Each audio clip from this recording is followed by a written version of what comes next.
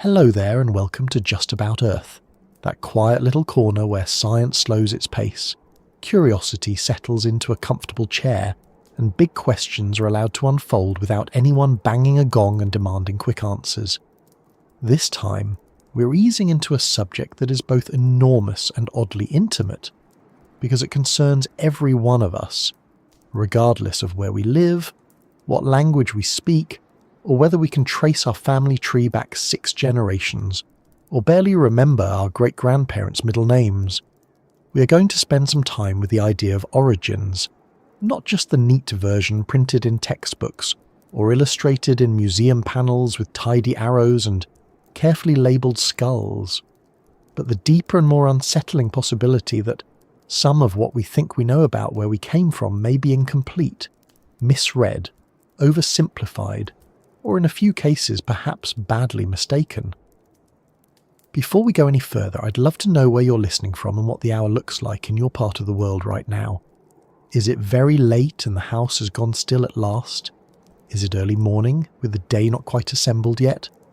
Maybe it is raining softly outside, or maybe the night is dry and silent and your neighbourhood has that particular hush that makes even distant traffic sound thoughtful. There is something fitting, I think, about people scattered across cities, coastlines, villages, tower blocks, suburbs, and farm roads all pausing to think about beginnings at the same time. Each of us arriving here from our own small point on the map, carrying our own recent past into a much older one. And if this sort of slow wandering through science, history, and uncomfortable possibilities is the kind of thing that helps you unwind, focus, or drift gently towards sleep, I'd be very grateful if you gave the video a like and maybe subscribed as well. It helps this calm little project find the people who enjoy questions that are large enough to be interesting, but quiet enough to keep company within the dark. I do hope this is soothing rather than overly provocative. Though if it does keep you awake for a while, at least you'll be awake with one of the better questions available to the human mind, which is not a terrible fate as these things go. Now, when people hear a title like "Everything we thought about our origins may be wrong," there are usually 2 immediate reactions. The first is excitement. The second is suspicion. Excitement, because humans are strangely drawn to hidden histories, missing evidence, forgotten worlds, and the possibility that some elegant official story may turn out to be far messier than expected. Suspicion, because we have all seen enough wild claims, dramatic documentaries, and very confident people on the internet standing in front of grainy images to know that the phrase, "everything we know is wrong," is often followed by something that is, unfortunately, wrong in a much louder way. So let's begin with a useful bit of steadiness. This is not a story about throwing out science. It is a story about taking science seriously enough to admit that it changes, it revises, it corrects itself. It finds a bone where it expected none, a footprint where no one thought anyone had walked, a genetic trace that should not be there, a settlement older than the accepted timeline, a burial that does not fit the model, a tool too sophisticated for the people who supposedly made it, or perhaps not made it, depending on which expert you ask on which day of the week. Science is not threatened by being wrong. In fact, being wrong is one of its main methods. It just prefers to be wrong carefully, with documentation. That really is what makes the story of our origin so fascinating. It is not a finished tale carved into stone. It is a reconstruction, and reconstruction is a delicate business.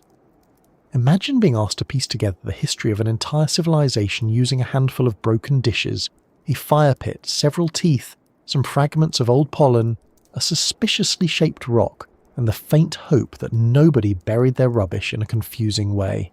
That is not an insult to archaeology, by the way. It is one of the reasons archaeology is so impressive. Archaeologists are expected to infer astonishing amounts from very little. Give them 3 post holes and a bit of charcoal, and by lunchtime they may have a theory about ritual practice, trade networks, seasonal movement, and whether someone sat near the entrance complaining about the weather.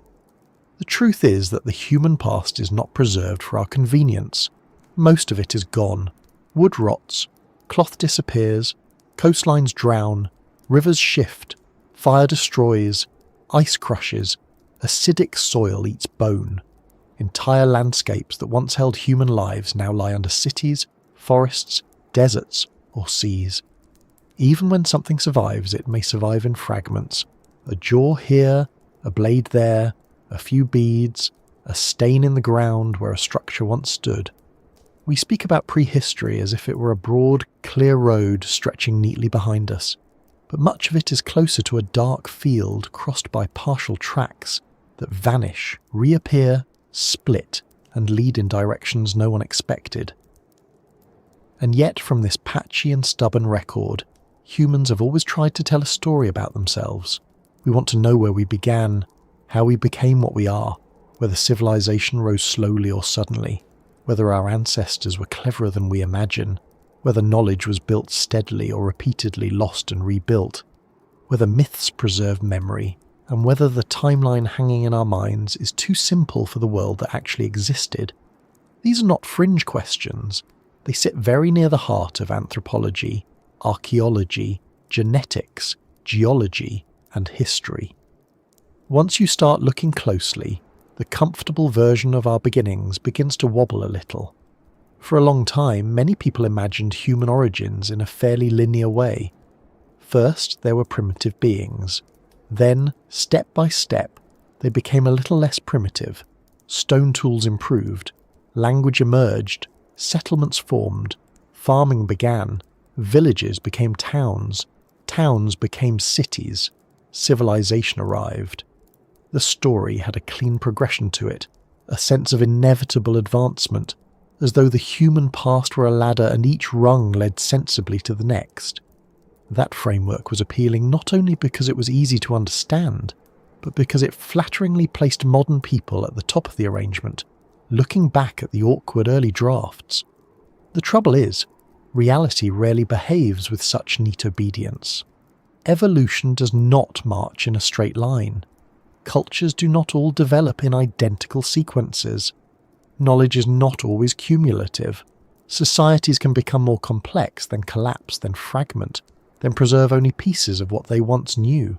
Others can remain small and mobile, not because they are less intelligent or less human or waiting to be upgraded, but because small and mobile happens to work rather well under certain conditions. The old habit of seeing the past as a queue of increasingly respectable ancestors has caused a good deal of misunderstanding. It made us underestimate ancient people. It made us treat some populations as relics instead of contemporaries. It made us assume that if something old was sophisticated, it must be an anomaly, and it made surprise feel more revolutionary than it really was. What if our beginnings were not a single clean beginning at all? What if the story looks less like a ladder and more like a braided river, splitting, rejoining, flooding, disappearing underground, and resurfacing elsewhere? What if there were lineages we barely know, migrations we have not mapped, encounters we still do not understand, and bursts of innovation that happened far earlier than once believed? What if some of the traits we thought emerged once, in one place, came together multiple times in different forms? What if some of the first cities were not where we first expected them to be? What if some oral traditions preserve memories of coastlines that really did flood, skies that really did darken, or periods of disruption that geology can now confirm? None of these questions require abandoning evidence. Quite the opposite. They arise because there is more evidence now than there used to be, and it keeps making the older picture harder to keep tidy. Consider how much has changed just in recent decades. Ancient DNA has transformed the study of the past so dramatically that entire family trees have had to be redrawn. Species or populations once thought separate have turned out to have interbred. Migrations once imagined as simple waves now look more like repeated movements with detours, returns, and mixtures. Skeletons found in one region sometimes reveal ancestry from surprisingly far away. Cultural ideas, technologies, and people themselves did not always stay put.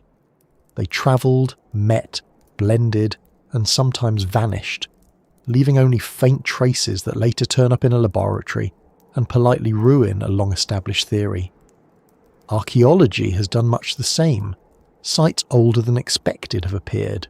Monumental construction has shown up in periods once assumed too early for such organisation. Evidence of symbolic behaviour, ritual practice, seafaring, and complex social life has been pushed back again and again. It is a peculiar pattern in the sciences of the past.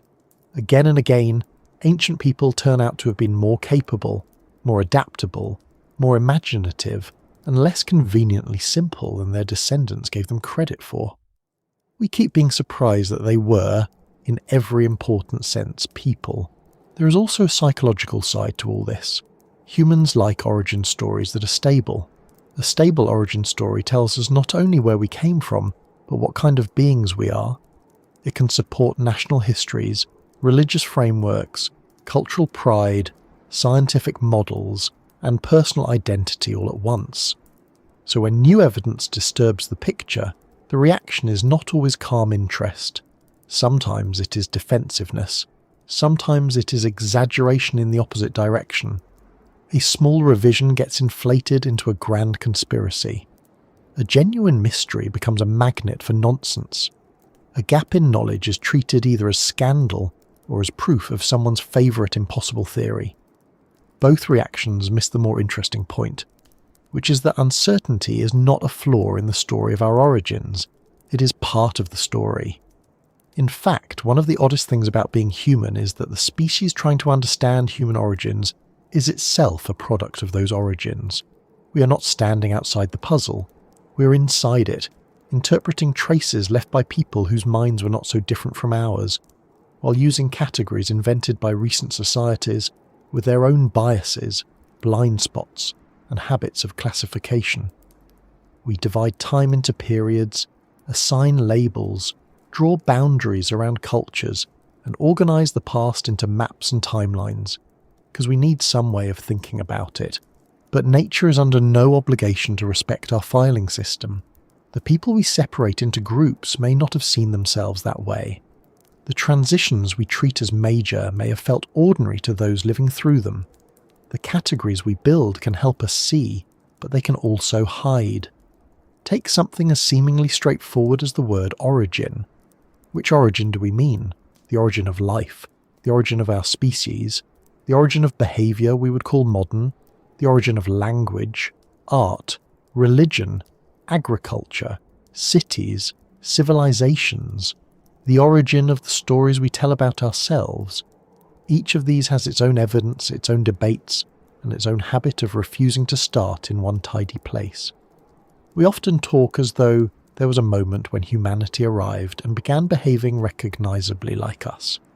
But the closer we look, the more gradual and scattered many of these developments seem to be. A symbolic mark here, long-distance trade there, sophisticated hunting elsewhere, seafaring in one region, monumental construction in another, domestication at different times in different places, and social complexity emerging under very different circumstances. The more evidence we gather, the less likely it seems that there was one single switch flipped from primitive to advanced. That can be a little disappointing if one is hoping for a dramatic reveal. Humans do enjoy dramatic reveals. We like a hidden chamber, a lost map, a forbidden codex, a single object that changes everything. Real knowledge is often less theatrical. More often, the big revisions come from accumulations, a site redated by a few thousand years, a genetic signal found in a tooth, sediment cores showing environmental change, isotope analysis revealing migration, microscopic wear on a tool suggesting a different use. Each piece by itself may seem modest. Together they begin to alter the landscape. It is rather like watching a face come into view through fog, only to realise it is not one face at all, but many. And perhaps that is the first important adjustment we need to make as we begin this journey. The possibility that we've been wrong about our origins does not necessarily mean there is one hidden truth waiting dramatically behind a curtain. It may mean the truth is larger, more distributed, less flattering to our tidy narratives, and more human in the best sense, full of mixtures, recoveries, losses, coincidences, and stubborn survival. It may mean the earliest story of us was not simple enough to fit on a school poster. It may mean our ancestors were not walking neatly toward us, but living in worlds of their own, facing climates, landscapes, dangers, and opportunities that shaped them in ways we're only beginning to understand. You can feel the scale of that if you let yourself pause for a moment. Every building around you, every road, every book, every language, every family, every custom, every recipe, every song, every nation, every argument on the internet, every clock, every satellite, every bedtime routine and morning alarm is built on a past that stretches back through layers so deep and so uneven that much of it still resists description.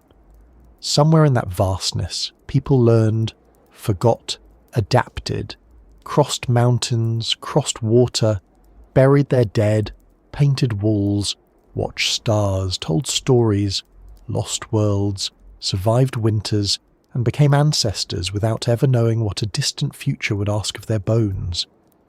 There is something humbling in that. Also something slightly funny. We are a species that can sequence ancient genomes and launch telescopes into space, and yet we still regularly discover that our earlier confidence about the distant past was somewhat premature. We build models, declare them sensible, and then a cave, a coastline, a burial ground, or an old stretch of sediment quietly clears its throat and suggests revisions. It is one of the more healthy embarrassments available to intelligent life. So over the course of this long exploration, we're going to look carefully at the clues we may have misunderstood, the ancestors who do not fit the old diagrams, the landscapes now hidden beneath water, ice and sand, the role of catastrophe, the fragility of evidence, the uneasy relationship between myth and memory, and the deeper question of what changes if our account of where we came from turns out to be far less settled than we were taught. We will move slowly. We will stay grounded. We will not give the loudest answer simply because it is loud. Some possibilities will turn out to be stronger than others. Some mysteries will remain mysteries. And some ideas that sound dramatic at first will end up being less radical than the evidence itself, which is often where the real wonder lives. For now, though, it is enough simply to stand at the entrance to the question and admit that the story of our origins may not be the smooth tale of progress we inherited. It may be older in some places, stranger in others, interrupted, dispersed, and revised by discoveries still being made. It may contain missing peoples, missing places, and missing chapters in the broadest sense of that word, though I promise not to lean on labels and I shall try to behave. More importantly, it may ask us to let go of the comforting idea that the past was straightforward and patiently waiting for us to summarize it. Because the deeper one looks, the more the past behaves less like a settled archive and more like a conversation we arrived late to. Fragments are still surfacing. Methods are still improving. Entire assumptions are still being tested. And somewhere among the bones, tools, genes, sediments, stories and ruins lies a picture of human beginnings that may be more complicated than the one most of us learned first. So let's ease into the first set of clues and into the small, stubborn signs that perhaps the official story began to wobble long before most people noticed. When people imagine a scientific revolution in the story of human origins, they often picture something dramatic. A single skeleton lifted from the ground, a sealed chamber opened after thousands of years, a lost inscription translated at last. Perhaps a stern-looking researcher removing their glasses and announcing that everything must now be reconsidered. Real change in this field is usually quieter than that. More often it begins with little signs that something does not quite fit. A date that seems too early. A tool found in the wrong layer. A burial that suggests unexpected ritual. A genetic signal that should not be there. A site in a place that the model said people had not reached yet. Then another clue appears, and another. And before long the official version begins to look less like a solid wall and more like a fence with rather a lot of gaps in it. That is often how the first serious revisions begin. Not with certainty, but with irritation. A good scientific model should explain the evidence reasonably well. If too many awkward facts keep turning up and refusing to sit quietly in the corner, the model starts to lose its dignity. This is exactly what has happened again and again in the study of our beginnings. The older picture was not necessarily foolish. In many cases, it was the best that could be done with the evidence available at the time. The trouble was that the picture became too comfortable. Once an idea settles into textbooks, museums, documentaries, and school lessons, it acquires an air of permanence that science itself never promised. For a long while, the past was arranged in a fairly orderly procession. Early humans were imagined as moving slowly from crude to clever, from wandering to settled, from instinctive to symbolic, from simple bands to organised societies. New discoveries were expected to slot into that general sequence. When they did, everyone felt pleased. When they did not, there was often a strong temptation to explain them away, postpone their importance, or treat them as strange local exceptions. This habit was not always conscious. Scientists are human, and humans tend to notice things that confirm their expectations more easily than things that threaten them. It is one of the oldest mental shortcuts in the species, which is slightly unfortunate in a field dedicated to finding out what the species was actually doing. One of the earliest clues we may have misread lies in the very idea of primitiveness. For generations, ancient humans and human relatives were routinely described in language that now feels embarrassingly loaded. Primitive, crude, ape-like, unsophisticated. These words did more than describe, they shaped expectation. If you assume a group is primitive, then you are less likely to imagine them building with skill, navigating long distances, burying their dead carefully, using symbols or adapting in flexible ways.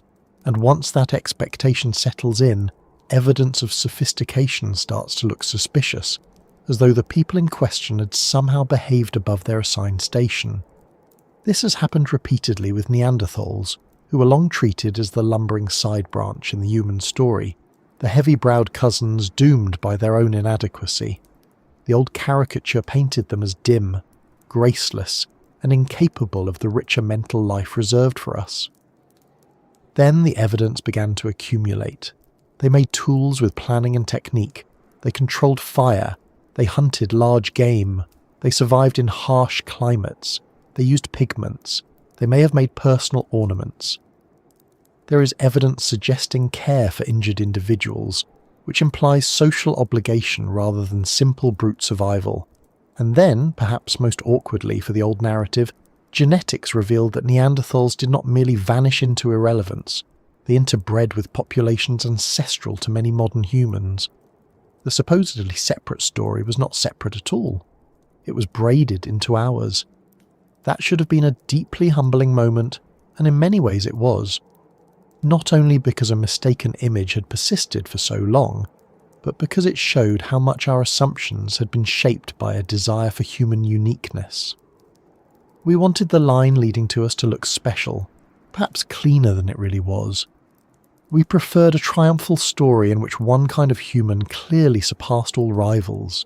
Instead, the evidence suggested interaction, overlap, mixture, and a much less flattering neatness. It is harder to imagine oneself as the final polished product of history, when one's family tree turns out to include branches long dismissed as evolutionary leftovers, and Neanderthals are only one example. The more fossils and genetic data have been studied, the more the human family has begun to look crowded, regional, and messy. Different populations overlapped in time. Some may have met. Some certainly did. Some left bones but little else. Others left genes but no obvious name until recently. A fingerbone from Denisova cave in Siberia, modest enough to be overlooked by anyone hoping for cinematic grandeur, opened the door to an entire population previously unknown from the fossil record in any clear way. The Denisovans were not identified because someone uncovered a complete skeleton, posed attractively for museum lighting. They emerged through ancient DNA. In other words, one of the biggest revisions to the human story began with a fragment in a laboratory, That alone should make us cautious about confidence. If a tiny bone can introduce an entire ghost population into the narrative, how many other presences have we missed simply because the record is uneven? How many times have we mistaken absence of evidence for evidence of absence? That phrase is repeated so often it risks sounding like a tired proverb, but in prehistoric research it is a daily practical warning. The past does not preserve itself evenly. One region yields generous fossil deposits, another destroys bone completely. One population buries its dead in ways likely to endure, another leaves far less that survives. A site may remain inaccessible, submerged, forested over, politically unstable, or simply undiscovered. From these patchy remains we have often built surprisingly firm-seeming maps. It is no wonder some of them later need redrawing. Another clue we may have misread lies in stone tools, which sounds simple until one realises how much interpretation they are forced to carry. For a long time, tools were treated almost like labels for stages of development. This shape of hand axe meant this period. That flaking technique meant that culture or species. Simpler tools implied simpler minds. More refined tools suggested cognitive advancement. There was logic in this, but also danger. Tools are shaped not only by intelligence, but by need. Available raw material, tradition, environment, mobility, and opportunity. A person using a simpler looking tool is not necessarily less capable. They may simply be using what works.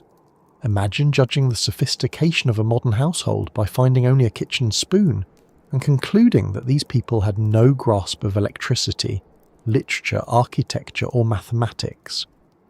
It would be an unfair assessment, though admittedly it would simplify some paperwork. Ancient toolkits can mislead us in similar ways. Some populations maintained methods that were reliable and efficient for immense stretches of time because the methods worked.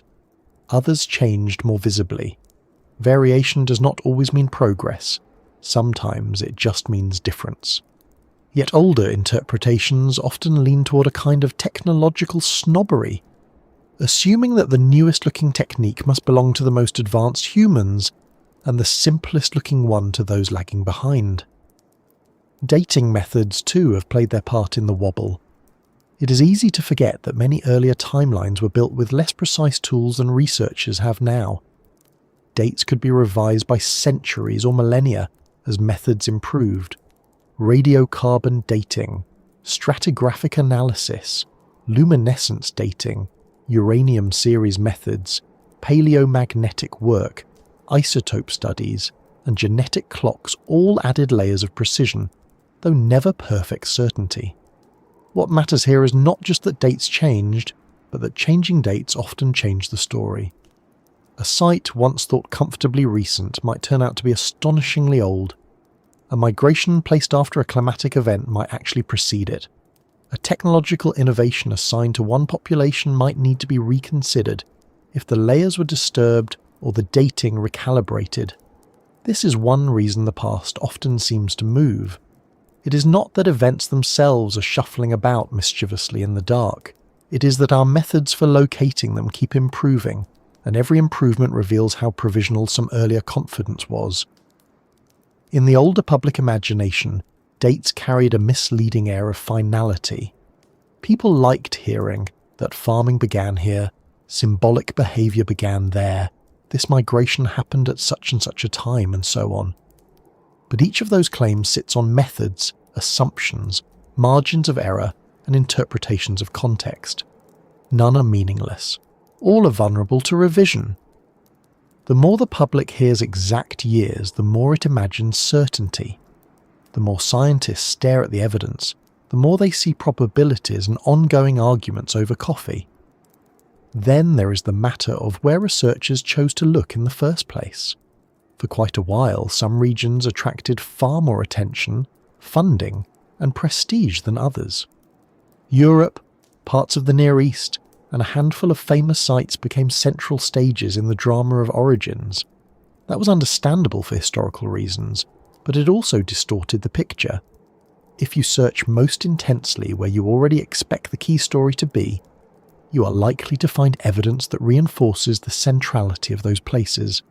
Meanwhile, equally important records elsewhere may remain understudied, underfunded, or interpreted through frameworks borrowed from different regions. The result is not exactly falsehood, but imbalance. Africa, of course, has long been crucial to the story of human origins, and rightly so, but even within Africa, the picture is changing as more work is done in more places. Asia has repeatedly produced evidence that complicates simple migration narratives. Island Southeast Asia, with its deep record of early seafaring and surprising hominin presence, is a good reminder that prehistoric humans were not always timid walkers, waiting patiently for permission to cross water. Even the peopling of the Americas, once taught in a very tidy way, has become far more complicated as older sites, coastal possibilities, genetic evidence, and alternative routes are debated with increasing seriousness. Each new clue does not always overturn the previous one completely, but it often makes the old single-track story harder to maintain. Some of the most telling misread clues come from bias in what counted as intelligence. Older archaeology often privileged what looked familiar to modern Western habits: permanent architecture, durable monuments, intensive agriculture, dense settlements, visible hierarchy, abundant material goods. If a society left fewer of those things, it was easy to classify it as less developed. But that confuses a particular form of complexity with complexity itself. Mobile hunter-gatherer groups could possess intricate ecological knowledge, sophisticated social structures, symbolic systems, long-distance exchange, seasonal planning, and flexible adaptation that left less obvious archaeological bulk. A city leaves stone. A seasonal knowledge system leaves subtler traces. Guess which one gets noticed first?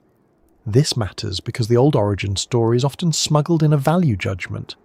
They suggested that real history began when people settled down, built large things, and started behaving in recognisably bureaucratic ways. Everything before that could be treated as prelude. Yet the more evidence accumulates, the more that prelude starts to look like most of the song. Humans lived for vast stretches of time without cities, states, or writing, and during that time they spread across continents, adapted to climates, developed symbolic practices, created technologies, and formed cultures rich enough to carry memory, identity, and meaning. If we misread those traces because they do not resemble later civilization, then we're not just missing data. We are misunderstanding what a human society can be. Sometimes the misreading has been much more direct. The history of paleoanthropology includes some rather instructive embarrassments. Piltdown Man is the classic example, a fraudulent fossil presented in early 20th century England as a crucial missing link. It conveniently supported expectations of the time by combining a large brain case with an ape-like jaw, flattering the notion that brain expansion came early, and, rather more conveniently still, placing a prestigious human ancestor in England. The hoax endured for decades before being exposed. Now, Piltdown is often told as a morality tale about scientific gullibility, which it certainly is, but it also shows how strongly people can accept bad evidence when it tells them what they are already inclined to believe. More common than outright fraud, though, is the quieter problem of interpretive drag. An old idea remains influential after the evidence around it has shifted. A site gets described one way in a major publication, and that description echoes for years. A species is characterized with confidence, and later findings struggle to dislodge the impression. A migration model becomes standard, and new anomalies are treated as complications rather than reasons to rethink the map. This is not sinister. It is simply how knowledge behaves in institutions. Changing a story takes time, especially when careers, textbooks, exhibitions, and public understanding are all woven into it. Science does correct itself, but it does not always pirouette. Ancient DNA has been particularly ruthless in this regard. It has shown that populations moved more than assumed, mixed more than assumed, and replaced or absorbed one another in patterns that do not fit older, tidy narratives. It has also exposed how misleading material culture can sometimes be when used alone. Similar pottery does not always mean the same people. A change in burial style does not always mean a complete replacement of population. Genetic continuity can sit alongside cultural change, and genetic change can occur with relatively subtle material shifts. In other words, pots are not people, which is a sentence archaeologists have had to repeat often enough that one suspects it should be printed on mugs. Then there are the clues buried in myth and oral tradition, a category that must be handled carefully, because enthusiasm can run away with the evidence faster than a documentary narrator near a dramatic soundtrack. Still, dismissing such traditions entirely has also been a mistake. Some oral histories appear to preserve memories of real environmental events: coastlines flooding, volcanic eruptions, unusual skies, vanished landscapes. This does not mean every myth is a factual archive in disguise. It does mean that human memory, when structured through repeated storytelling, can sometimes carry information much farther than earlier scholars allowed. For a long time, literate societies tended to privilege written records and treat oral cultures as historically vague. That bias may have caused us to ignore clues that were not in the format we preferred. The same goes for submerged landscapes. During periods of lower sea level, large areas now underwater were dry land, available for migration, settlement and ordinary human life. When sea levels rose after the last ice age, many of those regions vanished beneath the sea. If important stretches of early coastal history are now underwater, then one should not be too confident about claiming where people were or were not based only on surviving inland evidence. It is a bit like trying to reconstruct a nation's history after losing all its port cities. The record becomes skewed toward what remains visible, and visible is not always representative. All of this adds up to a rather important realization. The first clues were not necessarily absent. In many cases they were present all along, but they were filtered through assumptions about progress, intelligence, geography, civilization, and what counted as meaningful evidence. Sometimes the clue itself was incomplete. Sometimes the method was not ready. Sometimes the framework was too rigid.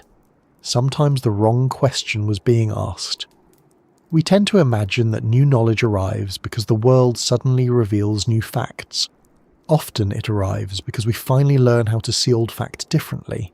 That is where the story becomes especially interesting.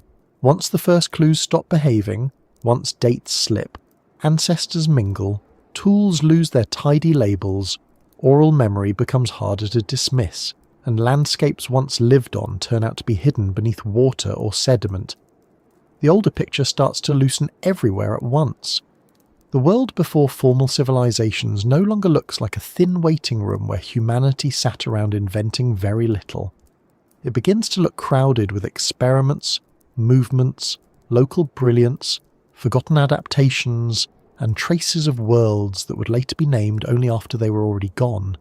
And that is where the ground under the next part of the story starts to shift a little more. Long before anyone used words like empire, kingdom, dynasty or state, long before scribes pressed symbols into clay or kings had their names carved into stone, people were already living in ways that were far more organised, inventive, and socially complex than the old story used to allow. This is one of the places where the standard picture of our origins begins to wobble quite noticeably, because many of us were taught some version of a very simple sequence. First came small wandering bands of hunter-gatherers. Then, after a long and rather uneventful pause, agriculture appeared. Villages formed, surpluses accumulated, hierarchies emerged, cities rose, civilization began. It was all presented as a sensible progression, almost like assembling flat-pack furniture, except with slightly more flint and fewer missing screws. The difficulty is that real human history, especially deep history, does not like sitting quietly inside a neat progression. Again and again, when archaeologists dig into the periods before what we usually call civilization, they find signs of planning, cooperation, ritual, long-distance connection, engineering symbolic life and social complexity that seem to have arrived before the official script said they should. Not everywhere at once, not in exactly the same form, and certainly not according to a tidy universal schedule, but often enough to make the old ladder of progress look suspiciously overconfident. Part of the problem begins with the word civilization itself. It sounds useful, and sometimes it is, but it has always carried a bit of baggage. Historically, people have used it not just to describe certain kinds of large, settled, administratively complex societies, but to rank human groups in a way that flatters the people doing the ranking. Civilized and uncivilized, advanced and primitive, settled and wandering, ordered and chaotic. The trouble with these pairs is that they make history sound like a moral sorting exercise instead of what it really was, which is a very long series of human experiments in survival, cooperation, memory, conflict and adaptation under changing conditions. When we talk about the time before civilization had a name, we're not talking about a blank period. We're not talking about people waiting in a dimly lit hallway for history to begin. We're talking about tens of thousands of years in which human beings, fully capable of observation, invention, affection, fear, humour, planning and social obligation, were building lives in landscapes that were often difficult, variable and demanding. They knew plants, migration routes, seasons, coastlines, animal behaviour, tool materials and weather patterns with a depth of familiarity that would humble most modern people in roughly 3 afternoons. They raised children, buried the dead, marked places as important, told stories, formed alliances, developed identities, and very likely argued about whose turn it was to carry something heavy. For a long time, older scholars tended to underestimate these societies because they often did not leave behind the kinds of evidence that later civilizations leave in abundance. No palaces, no monumental archives, no royal inscriptions announcing that a ruler had conquered his enemies and also built a very lovely drainage system.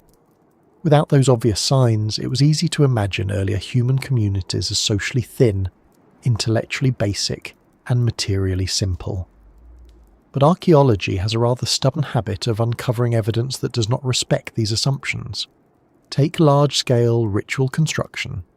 There was once a strong tendency to assume that monumental architecture must follow settled agricultural life. It seemed intuitive. First, people would need food surplus, permanent settlement, and a stable hierarchy. Then, once all that was in place, they could organise labour for temples, monuments, and ceremonial structures. That sounded reasonable, right up until sites like Göbekli Tepe began forcing a reconsideration. Here were enormous stone pillars, arranged with planning and symbolic care, created by people who appear to have lived before the full establishment of farming in that region. One should always be cautious with sweeping conclusions, but the basic point remains deeply unsettling to the older model. Large-scale collective projects, ritual significance, and organised labour may have emerged before agriculture was firmly in place, not after it. That reverses a cherished assumption. It suggests that gathering for ritual, symbolism, or social cohesion may not have been a side effect of settled civilization, but one of the things helping to drive new forms of settlement and cooperation in the first place. In other words, humans may not have built ceremonial worlds because they had already become socially complex. They may have become more socially complex partly because they were building ceremonial worlds, which is a very human possibility, really. Give people a shared meaning, a special place, and a reason to return to it often enough, and before long someone is organising the supplies, someone else is suggesting a calendar, and another person is standing nearby insisting they had proposed the whole thing much earlier. This matters because it reshapes how we think about the mental and social capacities of pre-civilized societies. These were not loose collections of individuals operating only at the level of immediate survival.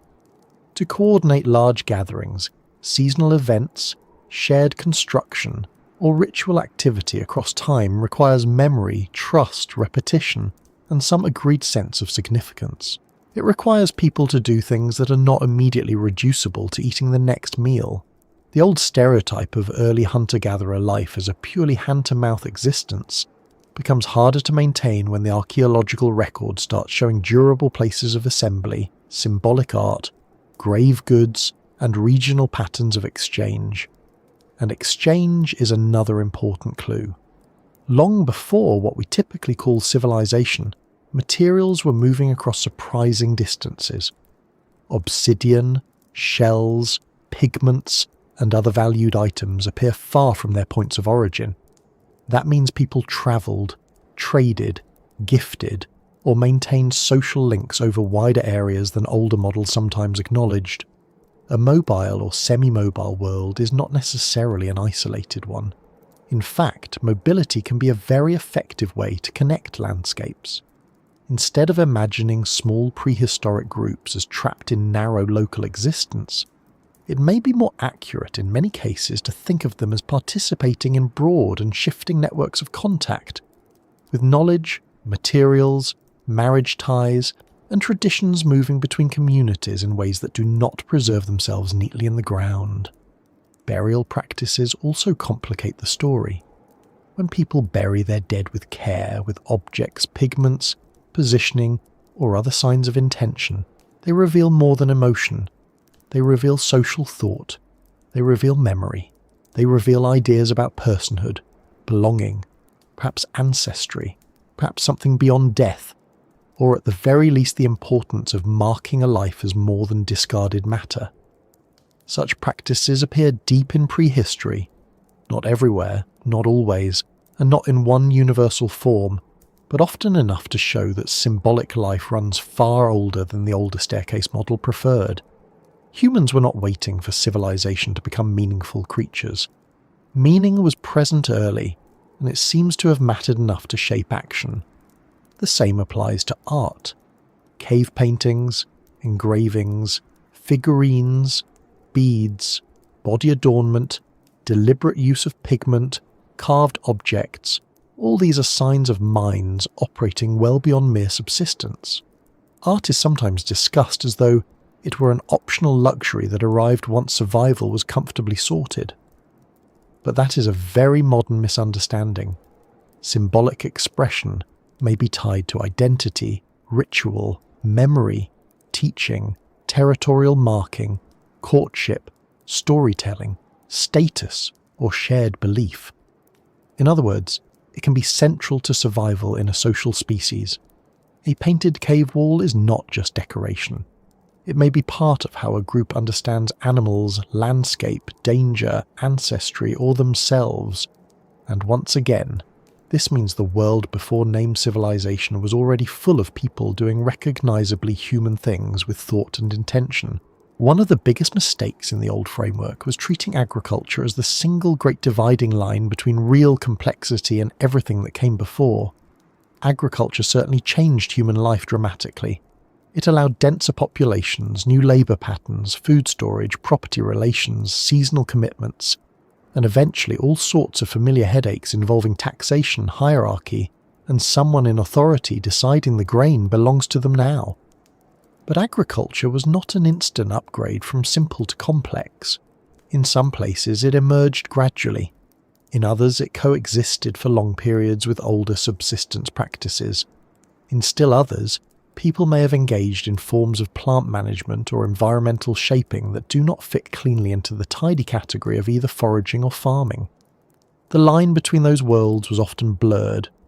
People could encourage certain plants, return seasonally to productive areas, alter landscapes through burning, manage animal populations, harvest on a schedule, and store food, all without becoming settled agriculturalists in the later textbook sense. That should make us wary of binary thinking. The past was not cleanly divided into before farming and after farming, before civilization and after civilization, as if one Tuesday nobody had granaries, and by Thursday everyone had temple accountants. Real transitions stretch, overlap, hesitate, and vary by region, and what we call civilization may be less a single invention than a cluster of social developments that assemble differently in different places. Jericho offers a useful example. Here we see very early large settlement, substantial architecture, and communal effort appearing astonishingly far back in time. The famous tower and walls have prompted decades of debate about function and interpretation, but whatever final conclusions one prefers, the site stands as evidence that long before the polished image of later civilization, people were already capable of sustained communal building and settlement. That alone makes the old assumption of a long barren gap between small foraging bands and organised collective life much harder to defend. Çatalhöyük complicates things in another direction. It does not fit neatly into later urban expectations, yet it shows dense settlement, repeated rebuilding, rich symbolic interiors, and a social world that seems deeply structured even if not arranged around obvious palaces or central ruling monuments. Houses were packed together, entered through roofs, filled with layered evidence of domestic and ritual activity. This is not a crude halfway stage stumbling toward civilization. It is its own kind of social world, one that reminds us how dangerous it is to measure all complexity against the later city-state template. And perhaps that is the real adjustment we need to make. The period before civilization had a name was not one uniform condition. It was a vast collection of human ways of being. Some groups were highly mobile, some more settled. Some built monuments. Some built knowledge systems that left far less durable evidence. Some stored food heavily. Some moved with the seasons. Some lived in rich coastal zones. Some in river valleys. Some in cold steppe environments. Some in forests. Their technologies, social arrangements, rituals, and adaptive strategies varied enormously. If we insist on reading all of them as preliminary versions of later civilization, we miss what they actually were. There is also a modern habit of assuming that permanence equals sophistication. It is an understandable bias. Stone survives, bureaucracy leaves records, walls impress tourists. But permanence can be a trap in interpretation. A mobile people who understand their environment in extraordinary detail, maintain far-reaching kin ties, navigate large territories, and survive through flexibility may leave less archaeological bulk than a sedentary society that collapses after exhausting local resources. Which one is more sophisticated depends very much on the question you ask. If the question is who built the thicker wall, then perhaps the settled society wins. If the question is who could sustain life across variable landscapes for millennia without wrecking the system, the answer may be less obvious. What this means for the story of our origins is slightly uncomfortable, because it removes the flattering simplicity. There was no universal queue in which all human groups waited their turn to become civilized. There were many experiments, many stable ways of living, many forms of knowledge, and many kinds of social order. Some led toward dense urban life, some did not. Some may have chosen against intensification when conditions allowed. Others may have drifted in and out of it. In that light, civilization begins to look less like the inevitable destination of humanity, and more like one highly influential family of strategies among several, though admittedly one with a great fondness for stone walls, surplus grain, and eventually paperwork. Even climate plays a role in this reconsideration. The end of the last ice age brought huge environmental changes. Sea levels rose, ecosystems shifted, animal ranges changed, productive zones moved.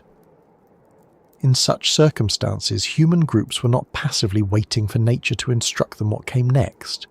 They were adapting, experimenting, gathering differently, moving differently, perhaps settling more in some places, intensifying resource use in others, building new social solutions where old ones no longer fit. What later gets called civilization may have emerged not because humans suddenly became clever enough, but because changing environments created new pressures and opportunities for already clever humans to organize themselves differently. That point is worth lingering on because it changes the emotional tone of the story. The old narrative sometimes makes it sound as though before civilization, people were in a kind of developmental childhood. Then, at last, they grew up into cities, writing, and government. But the archaeological record suggests something else. It suggests mature, capable humans responding to the worlds available to them. They were not mentally unfinished, they were historically situated. If they did not build cities, that does not mean they could not think. If they did not write, that does not mean they had no history.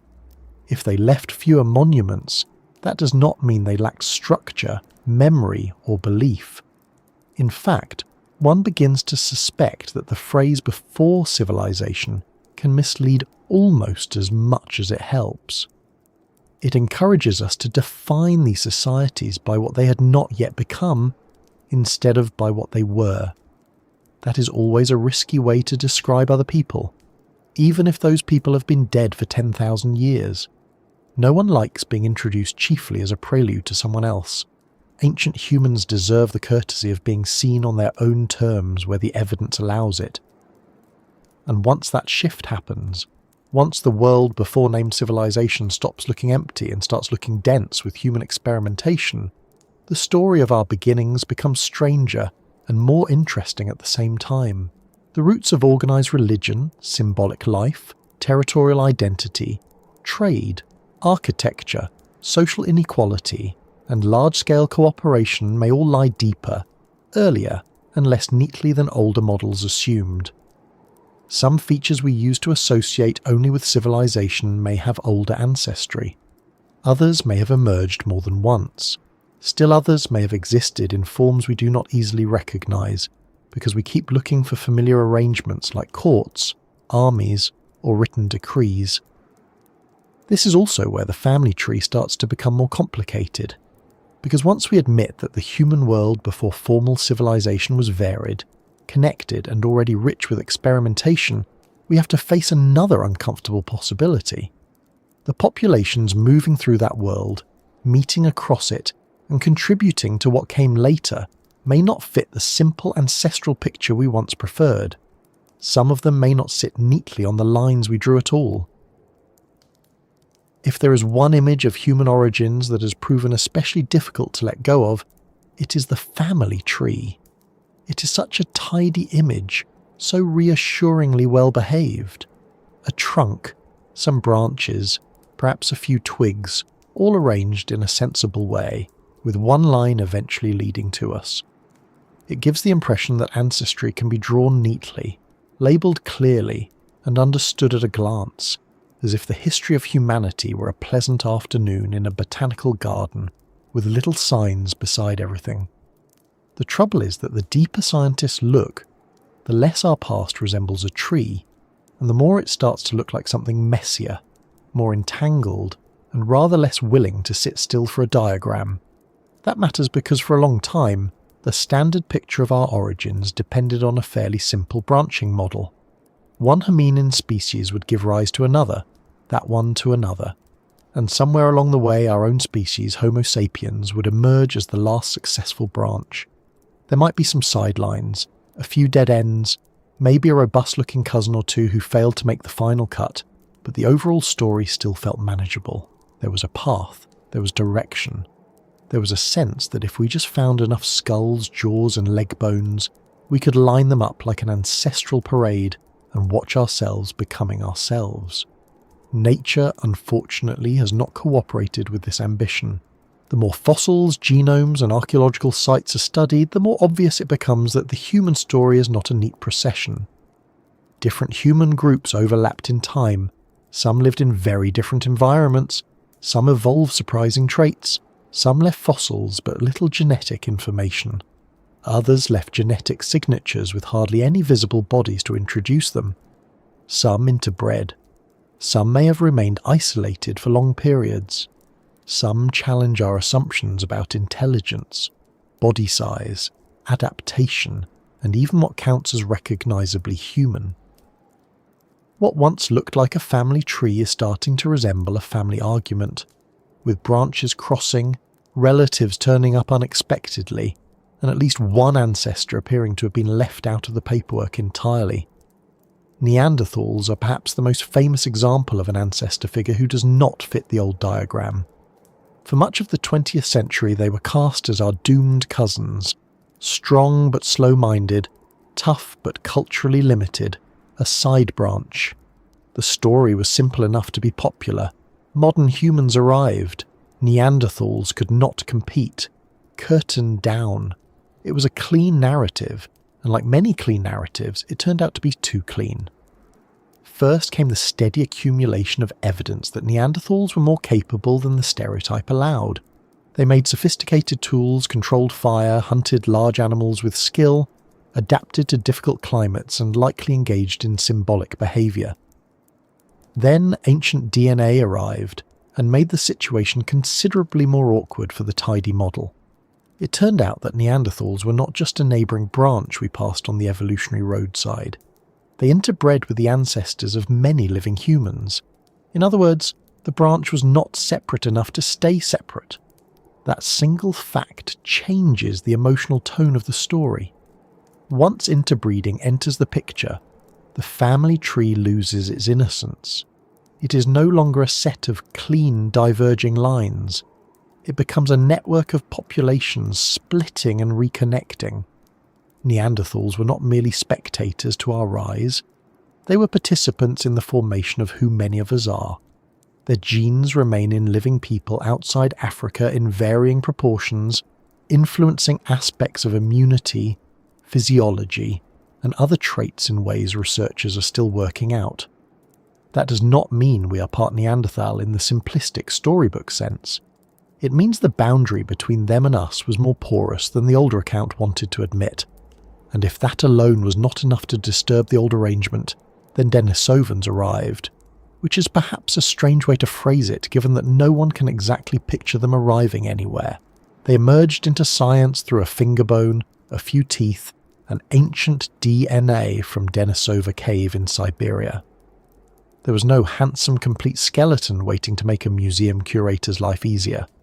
Instead, genetic evidence revealed a distinct population closely related to Neanderthals but not the same, one that had also contributed DNA to living humans, especially in parts of Asia and Oceania.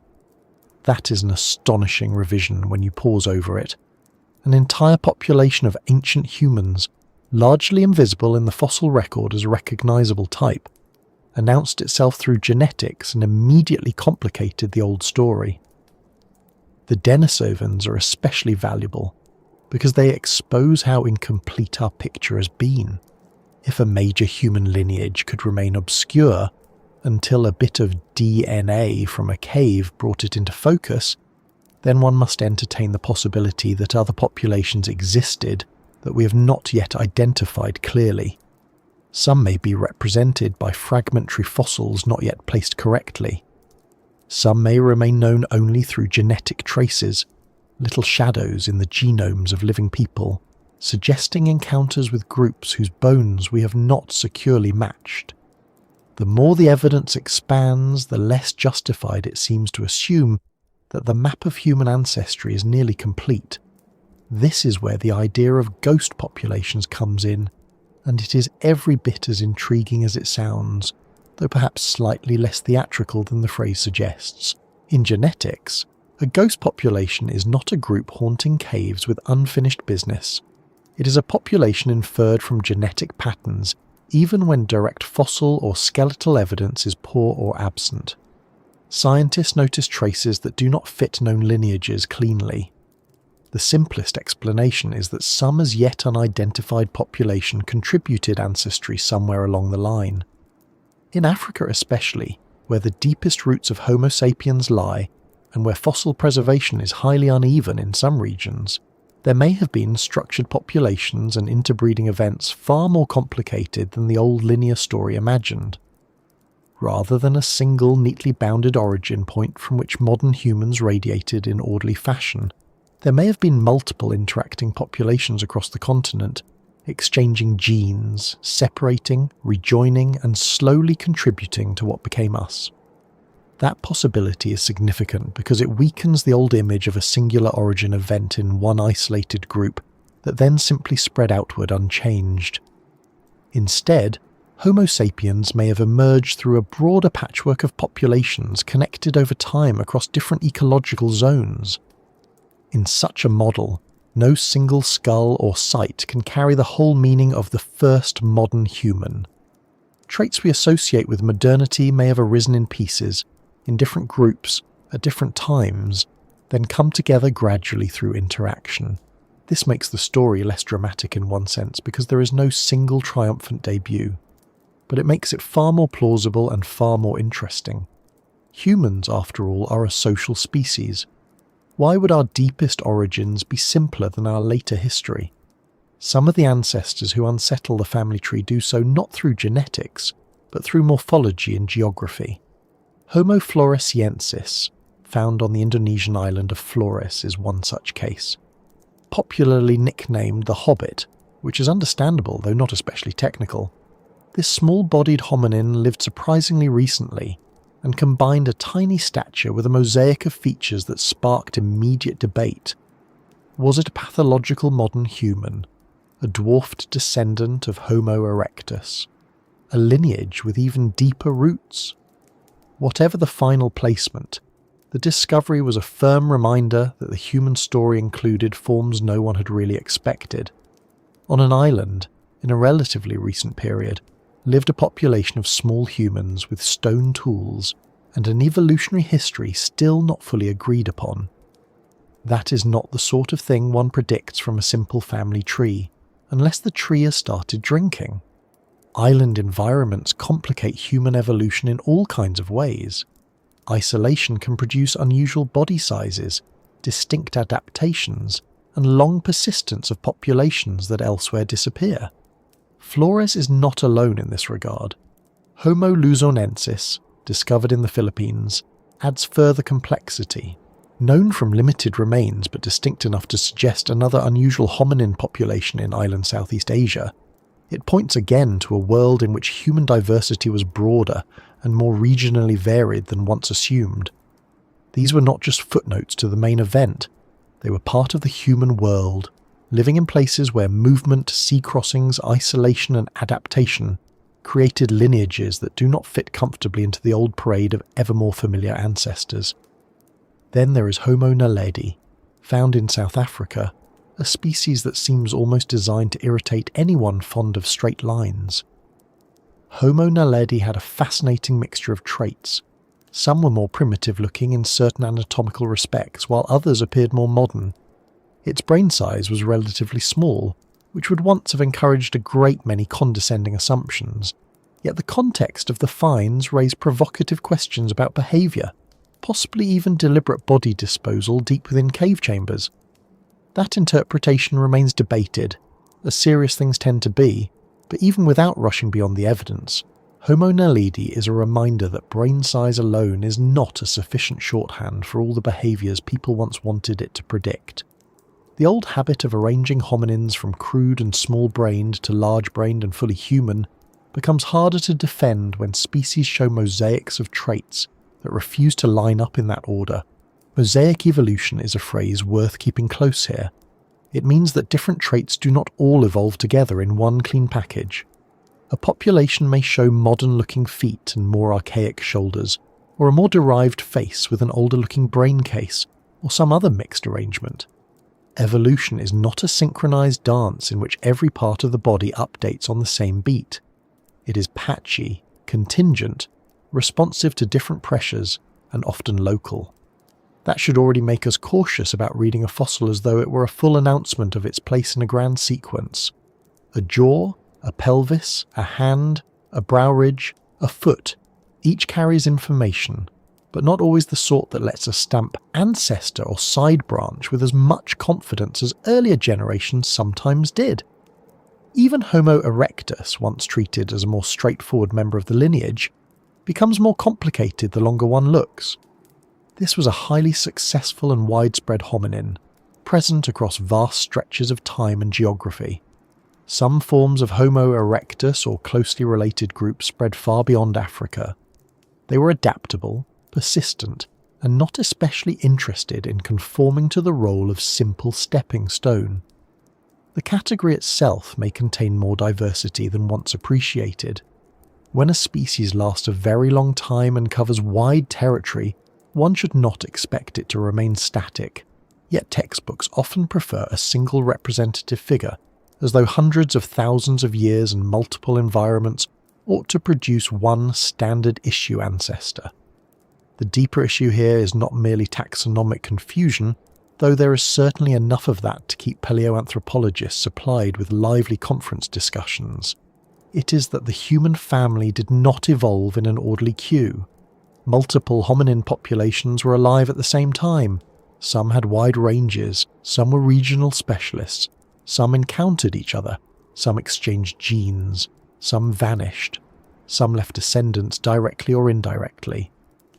At various points in the Pleistocene, the world seems to have contained a richer diversity of humans than the old modern imagination allowed. Not one humanity marching steadily towards civilization, but several humanities, if one may put it that way, each adapted to its own world, each running its own experiment in what being human might look like under those conditions. That realization has consequences for the word ancestor itself. We often use it too casually. We speak as though an ancestor must look like an earlier, rougher version of us. But real ancestry and evolution does not have to flatter our desire for familiarity. Some ancestors may have looked unexpectedly different. Some populations related to us may have contributed only partially. Some may not be direct ancestors at all, but close cousins whose existence still shaped the world in which our lineage evolved. A family tree invites us to ask, which branch leads to me? A more accurate image might encourage a different question. What network of populations, encounters, separations, and recombinations made my existence possible at all? In Africa, this question becomes especially profound. The oldest and deepest history of our species lies there, but the story is not simply one of a single birthplace and an outward spread. Fossils from different African regions show combinations of traits that complicate any easy declaration of the first true modern human. Genetic evidence suggests ancient population structure within Africa, perhaps long-standing regional diversity. Climatic shifts would have opened and closed corridors of movement, separated groups, then brought them back into contact. Lakes expanded and shrank. Deserts advanced and retreated. Forests shifted. In that kind of landscape, one should expect branching, isolation, mixing, and repeated adaptation. The family tree model with its one clear trunk begins to look not merely oversimplified, but positively optimistic. There is also a subtle emotional bias at work in how people respond to these ancestors who do not fit the diagram. We like knowing who we are. More than that, we like knowing who we are not. The older image of a single successful lineage rising above all others offered a flattering story of exceptionalism. We became modern. They did not. We inherited the future. They became fossils. But once interbreeding, overlap and shared ancestry become central to the story, that moral neatness falls apart. The others are not wholly other, nor is our own emergence as solitary or pristine as earlier narratives implied. We are not the final polished product of a clean branch. We are the outcome of a long and entangled history in which human diversity was real, persistent, and sometimes intimate. That makes the old phrase missing link seem almost quaint now. It belongs to a time when people imagined evolution as a chain with obvious gaps waiting to be filled by the right fossil. What the evidence increasingly suggests is not a chain with missing links, but a web with many broken strands, some of them rejoined, some invisible, some still missing entirely. There may never be one perfect specimen that resolves all ambiguity. Instead, understanding comes through accumulation. Fossils, genomes, geology, climate records, archaeology, and better models of population interaction. Each adds detail, but often at the price of simplicity. This is a trade science should gladly accept, even if it makes dinner party explanations more difficult. And dinner parties, one must admit, are where the family tree model still performs very well. It is easy to point to a picture and say, this species led to that one, then eventually to us. It is much harder to say, well, several populations with overlapping ranges and varying degrees of reproductive compatibility were interacting across shifting environments, and modern humans emerge from a structured ancestral landscape rather than a single clean branch. One can see why the simpler version became popular. It fits more comfortably beside the cheese board. But comfort is not the same as truth. Once we admit that the ancestors do not fit the old tree, other questions begin to press in. If the human family was more diverse, more entangled, and more regionally complicated than we thought, then the worlds those populations inhabited may also have been more connected, more varied, and less isolated than our early maps suggested. Some of the places they lived, travelled through, and perhaps even flourished, it may not be plainly visible to us now at all. Sea levels rose, ice advanced and retreated, deserts shifted, whole habitable landscapes disappeared from easy view, taking portions of the story with them, and that begins to matter rather a lot when considering where some of the missing pieces may have gone. One of the biggest problems in trying to understand our origins is that a large part of the evidence may be missing for reasons that have nothing to do with human intelligence, human absence, or even human mystery in the dramatic sense. Sometimes the problem is simpler than that. Sometimes the places where people once lived are no longer easy to reach because they are underwater, buried under desert, locked beneath ice, or covered by layers of sediment that have taken thousands of years to settle into silence.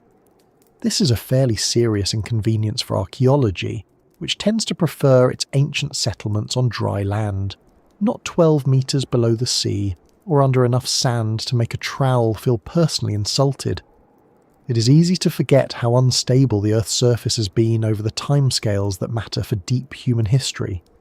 We look at modern coastlines, modern deserts, modern river valleys, and modern ice-free landscapes, and treat them as though they were the stage on which the human story was always set. But they were not. Coastlines shifted.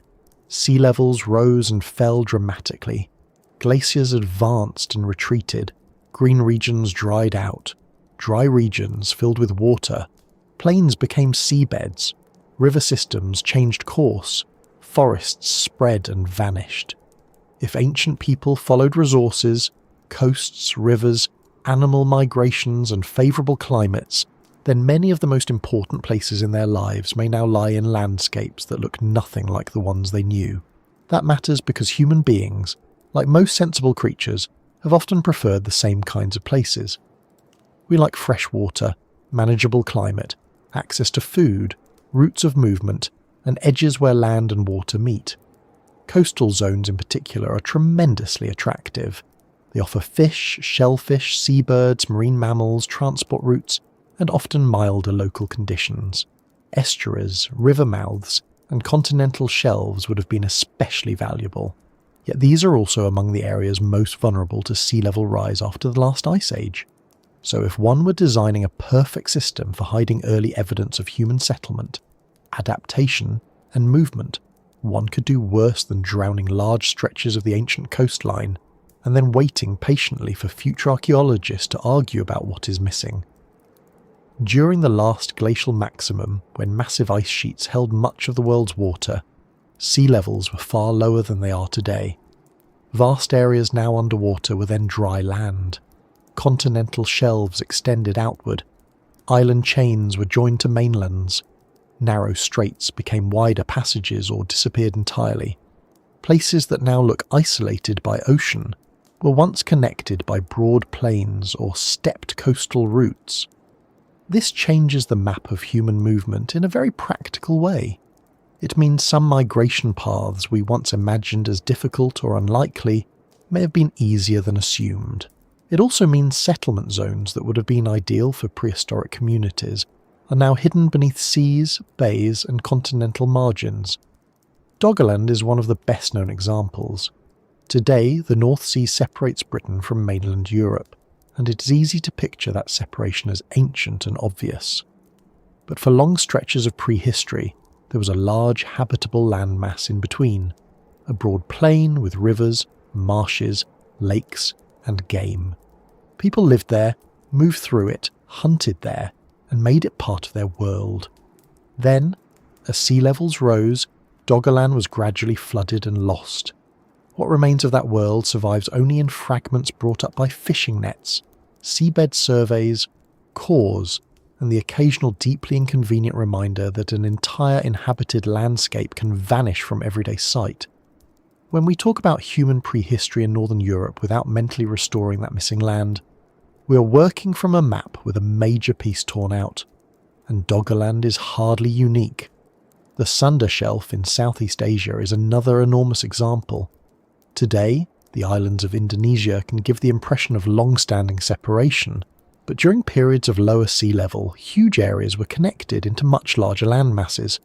This would have altered migration, ecology, and contact in major ways. Even where open water still needed to be crossed, the geography of that world was not the same as the one we see on a modern globe. The people moving through those landscapes were not navigating our coastlines, they were navigating theirs. That distinction matters because it shifts the level of difficulty, the likely routes, and the pattern of preserved evidence. If you search only on present shorelines for traces of ancient coastal populations, you're often searching too late. The same is true for the peopling of the Americas. For years, public understanding centered heavily on the idea of an inland migration route through an ice-free corridor. That model had a certain clarity, and like many clear models, it became more rigid in the imagination than the evidence strictly justified. Over time, however, the possibility of coastal movement gained increasing attention. If people moved along Pacific coastal environments using shoreline resources, then many of the sites that would help prove or detail that movement may now be submerged. Once sea levels rose, campsites, middens, tool-making areas, and seasonal settlements could have been inundated. In other words, one reason the evidence once seemed sparse may be that a good portion of it is underwater, which is not ideal if your excavation budget is already looking nervous.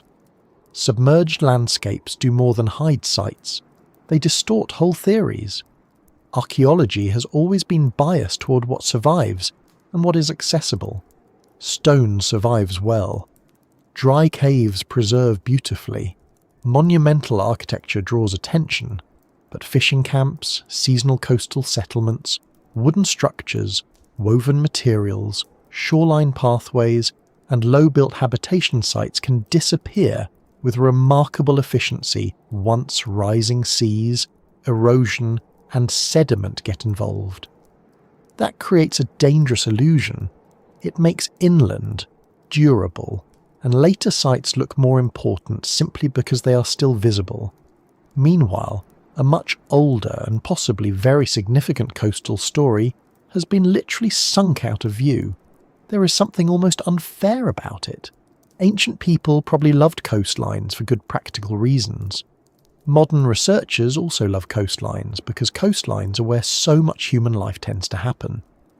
Yet the coastlines available to us are not the ones that mattered most to people 20,000 years ago. It is as though humanity thoughtfully held much of its early discussion in a room that later slid into the sea. Ice creates a different kind of problem. Glaciated regions are not just cold, they are destructive archives. Advancing ice sheets can scour landscapes, crush sediments, erase surface traces, and transport material in ways that make reconstruction difficult. Retreating ice, meanwhile, reshapes terrain, redirects water, and leaves behind environments very different from those that existed before. In some northern regions, entire chapters of earlier habitation may have been scraped away or deeply altered. At the same time, glacial margins and periglacial zones could also be productive spaces for humans and animals, especially during periods of environmental change. People lived near edges, adapted to cold climates, followed migratory game, and occupied places that now carry only partial traces of those lives. Permafrost, to be fair, can sometimes preserve things beautifully. Frozen ground has given us mammoths, tools, human remains, and astonishing organic material in places where decay is slowed to a crawl. But preservation in one pocket does not cancel destruction across wider regions, nor does it solve the larger issue that ice ages rearrange geography on a continental scale. If we imagine the world of ancient people using modern maps, Without accounting for ice extent, lowered seas and altered ecosystems, we make them inhabitants of the wrong Earth. Sand is quieter, but just as effective. Deserts have a habit of making the past disappear in a particularly thorough manner. Wind moves dunes, sediment buries camps, burials and paths. Entire river systems can vanish beneath later deposits. Rock art may survive in sheltered places, but ordinary evidence of daily life becomes patchy and elusive. This is especially important because some of today's deserts were not always deserts. The Sahara is perhaps the grandest example of all.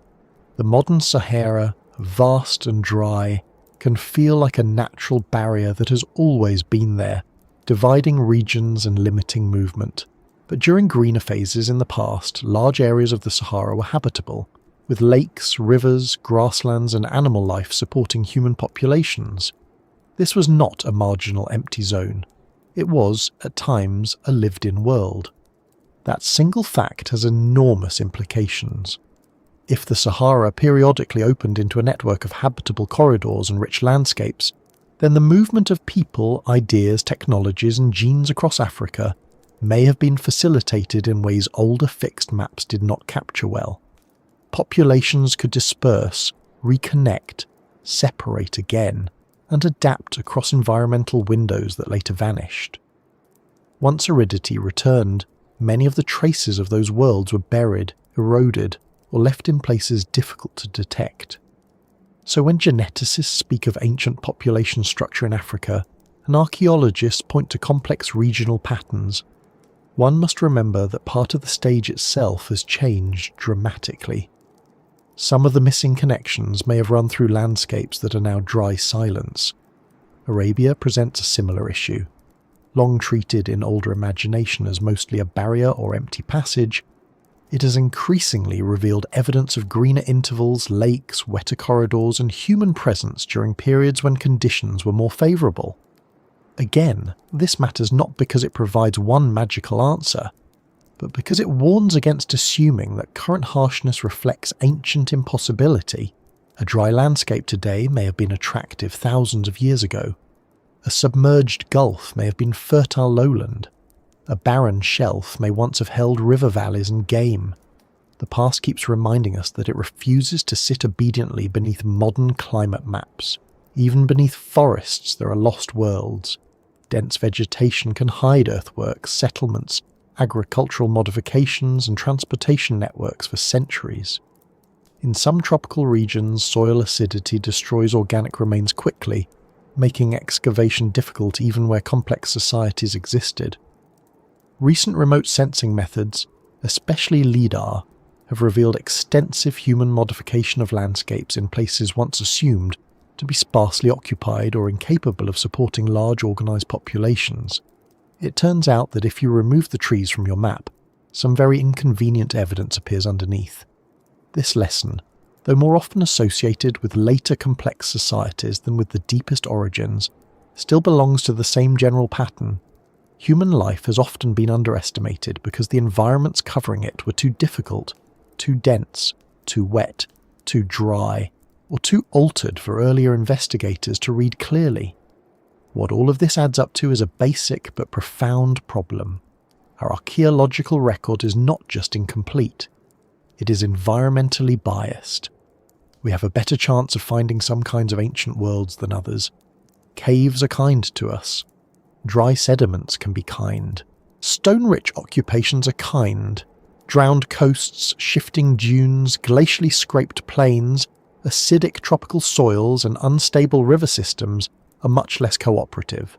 So when we build grand theories of where people lived, how they moved, and when complexity appeared, we're often theorizing from the survivors of a preservation lottery. This is one reason bold statements about first should always make us a little cautious. The first known settlement, the first symbolic site, the first major coastal occupation, the first migration into a region. These phrases are useful, but they can also mislead. What we often mean is the earliest example currently visible to us under the present conditions of discovery and preservation. That is a much less glamorous phrase, and it fits very badly on a museum banner. but it is closer to the truth. Lost worlds beneath sea, sand and ice mean that some firsts may not be first at all. They may merely be first among what has not vanished. There is also a human tendency to imagine lost worlds as necessarily exotic. Sunken civilizations, vanished empires, advanced forgotten cultures, all the usual dramatic furniture. But the truly important lost worlds may have been ordinary in the best sense. Not Atlantis, but estuaries. Not a secret global empire, but repeated camps along drowned shorelines. Not impossible machines, but fishing grounds, burial sites, tool workshops, and seasonal gathering places. The loss of such ordinary places may actually matter more for understanding our origins than the fantasy of a single, hidden super-civilization. Human history is built far more from repeated ordinary life than from spectacular legend. A shoreline where families return for generations can shape migration, identity, and adaptation more deeply than any number of Bronze Age fever dreams involving crystal towers. Underwater archaeology is beginning to change some of this, but it is difficult work. Locating submerged prehistoric sites is not as straightforward as strolling into a trench with a notebook and a hopeful expression. One must reconstruct ancient coastlines, identify paleo-rivers, understand changing sedimentation, scan wide areas of seabed, and then somehow investigate places that have been inundated, eroded, and covered for millennia. It is expensive, slow, and technically demanding, which means the underwater record is still in its relative infancy compared with land archaeology. That should make us humble. It means we are probably still missing significant parts of the human story, especially in regions where lowered Ice Age shorelines would have been highly attractive to ancient populations. It also changes how we think about memory. When landscapes vanish, memory behaves differently. Some places are abandoned gradually, others are lost to sudden floods, shoreline retreat, or changing watercourses. Communities witnessing such changes might preserve them in stories, rituals, place names, warnings, or traditions that outlast the physical world they describe. A drowned plain becomes a tale of land beneath the sea. A lost lake becomes an ancestral place no one can now point to directly. A drowned island shelf becomes a remembered route, then a legend, then perhaps eventually a myth. This is not to say every story of flood or lost land is a literal historical record. That would be far too easy, and the past is rarely that obliging. But once we recognise how many habitable worlds really were transformed or submerged, the boundary between environmental history and cultural memory begins to look more interesting. The same may be true of deserts. A region that dries dramatically over generations or centuries changes not only migration and subsistence, but memory and identity. Lakes disappear, roots fail, pasture becomes dust, old settlements are abandoned, places once central become inaccessible or meaningless to later outsiders. What survives may be fragments of story, sacred significance attached to now empty places, or traces half buried in sand until some satellite image or excavation cuts through the silence. Again, the old archaeological habit of favouring what is visible can make such worlds seem less important than they were. Yet for the people who lived there, they may have been central, and all this returns us to the original question of origins in a slightly unsettling way. If the earliest chapters of human expansion, adaptation, and social development played out across landscapes that are now altered or hidden, then our understanding of where we came from is being built on a map with major absences. Some routes are missing, some settlements are missing, some interactions are missing. Some of the places where people learn to live with changing climate, shifting coastlines, and disappearing homelands are missing. We are not reading the full archive. We are reading what the planet happened to leave on the accessible shelves. There is no need to leap from that fact into melodrama. The point is not that the truth is unknowable, or that every accepted model is doomed. The point is that the past we reconstruct is necessarily filtered through preservation. A coastline that nurtured generations can vanish. A fertile shelf can drown. A green corridor can become desert. an inhabited plain can be ground under ice.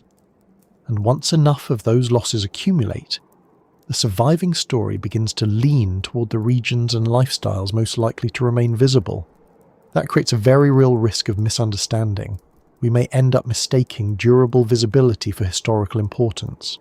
So when we think about the origins of human movement, adaptation, and perhaps even some of the earliest forms of organised life, we have to keep these missing worlds in mind, not as fantasy realms, but as real landscapes once walked, fished, crossed, remembered, and lost. The deeper we take that seriously, the more another possibility begins to open up.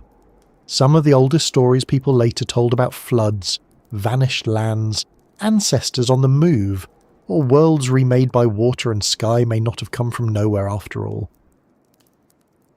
There is a particular moment in almost every discussion about origins when someone, usually with a thoughtful expression and a slightly lowered voice, asks whether the old myths might contain some truth after all.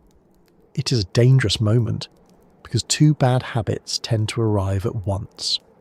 One group hears the question and immediately decides that every legend is a coded historical document, waiting to be decoded by the right enthusiast with a map and too much coffee. The other group hears it and dismisses the whole thing on the spot, as if the only sensible response to myth is polite academic distance, followed by a quick change of subject. Neither reaction is especially satisfying, and both can cause us to miss something important. Because now and then, when you listen carefully, some myths do begin to sound less like pure invention and more like memory that has been handled by many generations.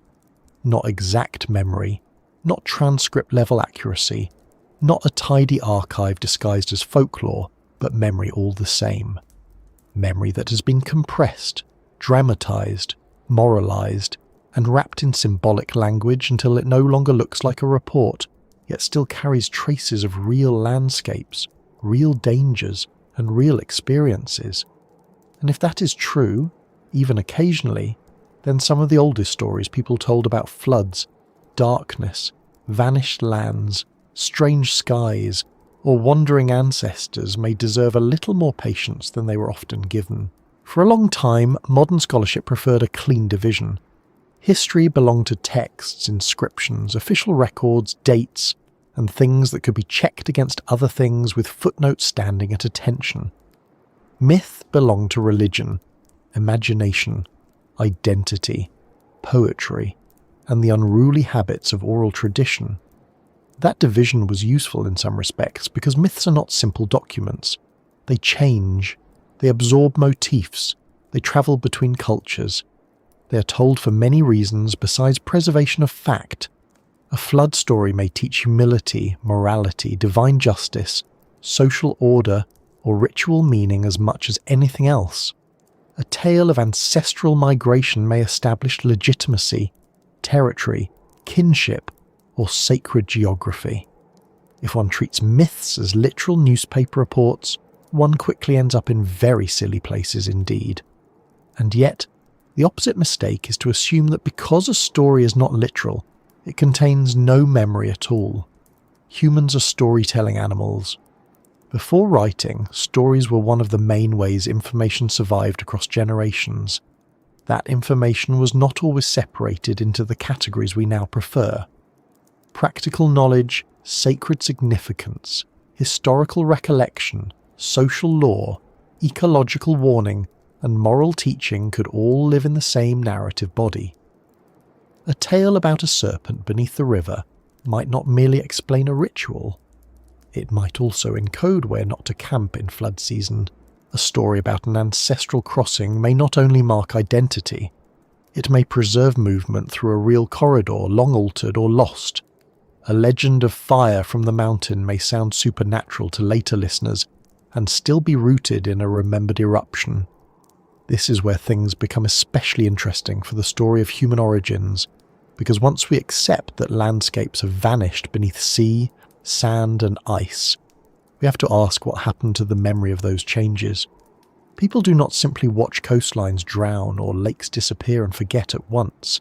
They talk, they warn, they grieve, they give names, They ritualize loss. They explain strange transformations to children who did not see the earlier world. A flooded plain becomes a story. A vanished island becomes an ancestral place no longer reachable.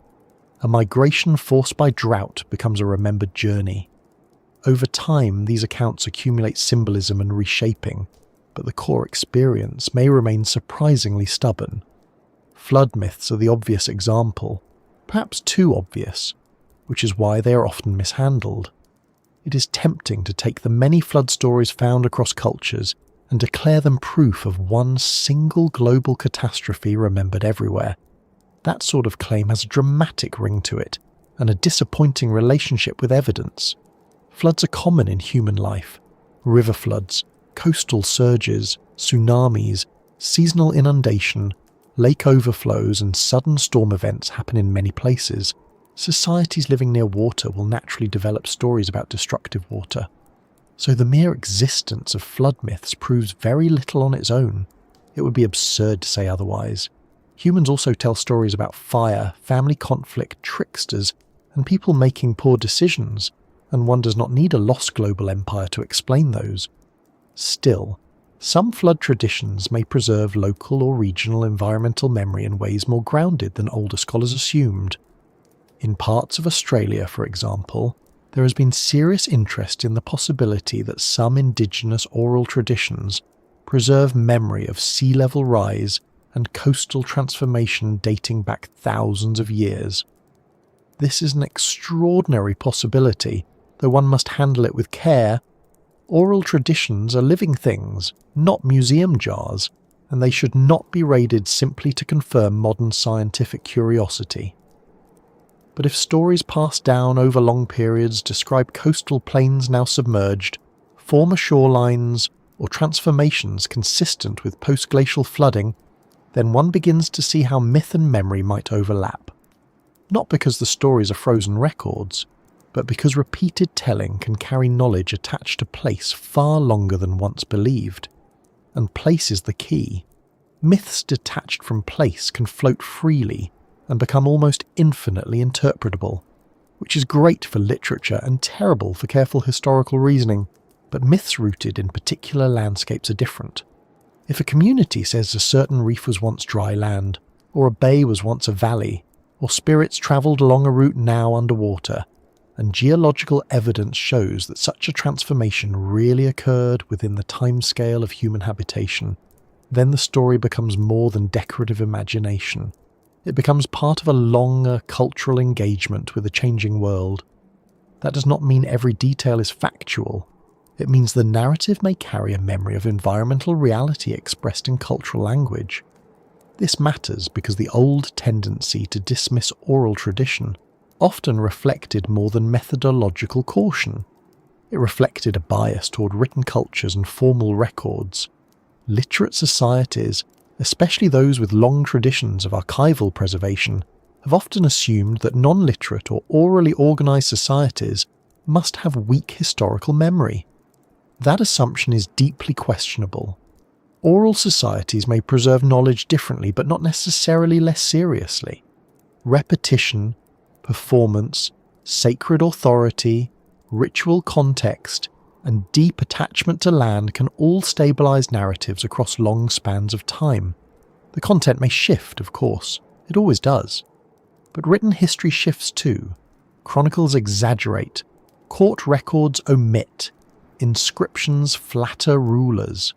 Written documents are not pure truth simply because they are written with excellent penmanship. In fact, if one is being honest, myths may sometimes preserve kinds of memory that official written records neglect completely. A king's inscription may tell you whom he conquered, or claim to conquer, which is not always the same thing. A myth may tell you that the river moved, that the sky darkened, that the old homeland was lost, that the ancestors crossed from another place, or that the world changed in a way demanding moral and social adaptation. One is not better in every sense than the other. They preserve different kinds of truth, filtered through different priorities. There are examples from many parts of the world where stories once treated as purely fanciful later came to look more intriguing in light of geology or archaeology.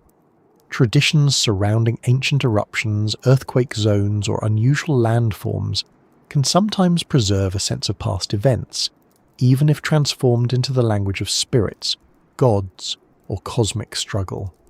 Volcanic eruptions in particular are memorable in the worst possible way. They alter skies, destroy settlements, reshape terrain, and produce experiences no one present is likely to forget. It would be stranger if such events left no narrative imprint than if they did. The real question is not whether myths can preserve memory, but under what conditions, in what forms, and with what degree of reliability. Reliability, of course, is where everyone starts fidgeting, quite right too, because there is always a risk that once we permit myths into the discussion, every enthusiastic claim begins to sound plausible simply because it sounds ancient. This is where discipline matters. Not all stories preserve historical or environmental memory. Some are symbolic constructions with no need for a real event behind them. Some are combinations of older motifs. Some travel across large areas and are reattached to new places. Some are created relatively recently and then presented as immemorial. Humans are perfectly capable of inventing entirely new stories. We do it all the time, sometimes with alarming confidence. So the question is never, is this myth true? The better question is, does this tradition appear to preserve information consistent with independent evidence? And if so, what kind? That distinction helps keep the conversation grounded. Suppose a community tells a long-standing story of land extending beyond the current coast, of pathways or ancestral sites now beneath the sea, and marine or geological evidence indicates that the region did indeed experience submergence within the time frame of human occupation. That is worth taking seriously. Suppose another story describes a mountain exploding, darkness covering the sky, and migration from the area, and geological work confirms a major eruption with human impact. Again, worth taking seriously. But suppose someone claims that a story of sky beings obviously refers to astronauts, or that a universal flood myth proves one single event covering the whole planet at once. At that point, the careful work has usually packed its bags and left quietly through the back door. The most interesting cases are often the modest ones. Not grand revelations, but local alignments between story and environment. A river once flowed here. There was fresh water there. This island was larger. The shoreline was farther out. There was a place of the old people now lost. Such memories may sound small, but small memories can matter enormously when reconstructing the deep human past. They suggest continuity of attention to landscape across very long durations. They suggest that oral cultures can function as repositories of ecological and geographical knowledge, not merely as vessels of symbolic entertainment. And they suggest that when landscapes change dramatically after the last ice age, people may have preserved those changes in narrative long after the physical reference became inaccessible. There is also the matter of ancestral migration stories, which are nearly universal in one form or another. Again, caution is essential. Origin stories often serve social and political functions. They tell people who belongs, who came from where, what rights attach to land, how kinship works, and how the group understands itself. That means they can simplify, elevate, or reshape the past according to present needs. Yet that does not mean they are empty. A migration tradition may compress centuries into one journey, collapse multiple groups into one heroic ancestor, or translate complex movement into a sacred route. Even so, it may still preserve the fact of movement, directionality, remembered landmarks, or old places of significance. When archaeology and genetics later show unexpected patterns of mobility, such stories can start to sound less like decorative self-invention and more like culturally transformed historical memory. One reason this matters so much for our origins is that written history begins late, very late, compared with the span of human existence. The overwhelming majority of human experience was oral. If we treat oral tradition as inherently useless for recovering deep patterns of environmental and social memory, we're effectively declaring that most of humanity had no serious way of preserving the meaningful features of its own past. That seems not only arrogant, but unlikely. Humans everywhere care about ancestry, movement, place, and disaster. These are exactly the kinds of things one would expect to survive in story, albeit in altered form. There is a psychological reason myths sound so strange to modern ears, even when they may carry memory. Modern educated societies are trained to divide truth into categories: factual truth here, metaphor there, religion somewhere else, history in a separate filing cabinet, and environmental observation under another heading entirely. Traditional stories are often not arranged that way. They can be multiple things at once.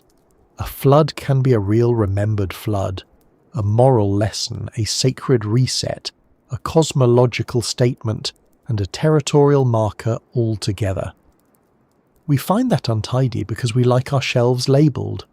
The story does not care about our shelves. It was built to survive transmission, not to satisfy a modern grant proposal. This is why listening to myth requires a slightly different kind of discipline than excavating a wall or sequencing a tooth.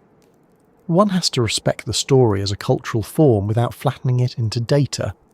One also has to avoid the opposite mistake of wrapping it in such reverence that no empirical question can be asked of it at all. The best approach, difficult though it is, lies somewhere in the middle. Listen carefully, attend to place, compare with independent evidence, ask what sort of memory a tradition might preserve and what sort it plainly does not, and accept that in some cases the answer will remain uncertain. Uncertainty is not failure. It is simply what happens when the past has been carried in human voices rather than filed in climate-controlled cabinets. There is another reason myths may matter here. They preserve not just events but emotional structure. A story about flood, fire, darkness, wandering, exile, or the founding of a new homeland tells us something about how people experience change. The archaeological record may show that sea level rose, or a region dried, or an eruption occurred. Myth may tell us that such changes were felt as rupture, punishment, renewal, displacement, or transformation. That may not give us a date or a precise contour line, but it does give us access to human meaning. And origins are never only about chronology. They're also about how people understood where they came from, what had been lost, and why the world was the way it was. This can be especially revealing when considering catastrophic change near the end of the Ice Age and the early Holocene. As climates shifted and environments transformed, human groups were not merely adjusting subsistence strategies on a graph. They were living through upheavals, coasts moved, wetlands vanished, new corridors opened, old routes failed, animals changed range, water sources appeared and disappeared.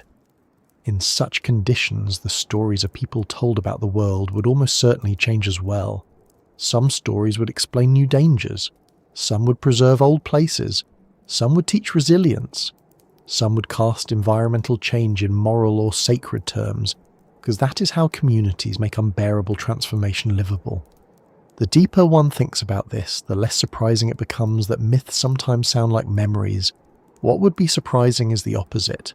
It would be surprising if thousands of years of repeated storytelling across landscapes did not preserve any real trace of lived environmental experience. The challenge is not proving that myths are empty. The challenge is distinguishing where and how memory survives within them. And once that door opens, another one follows close behind.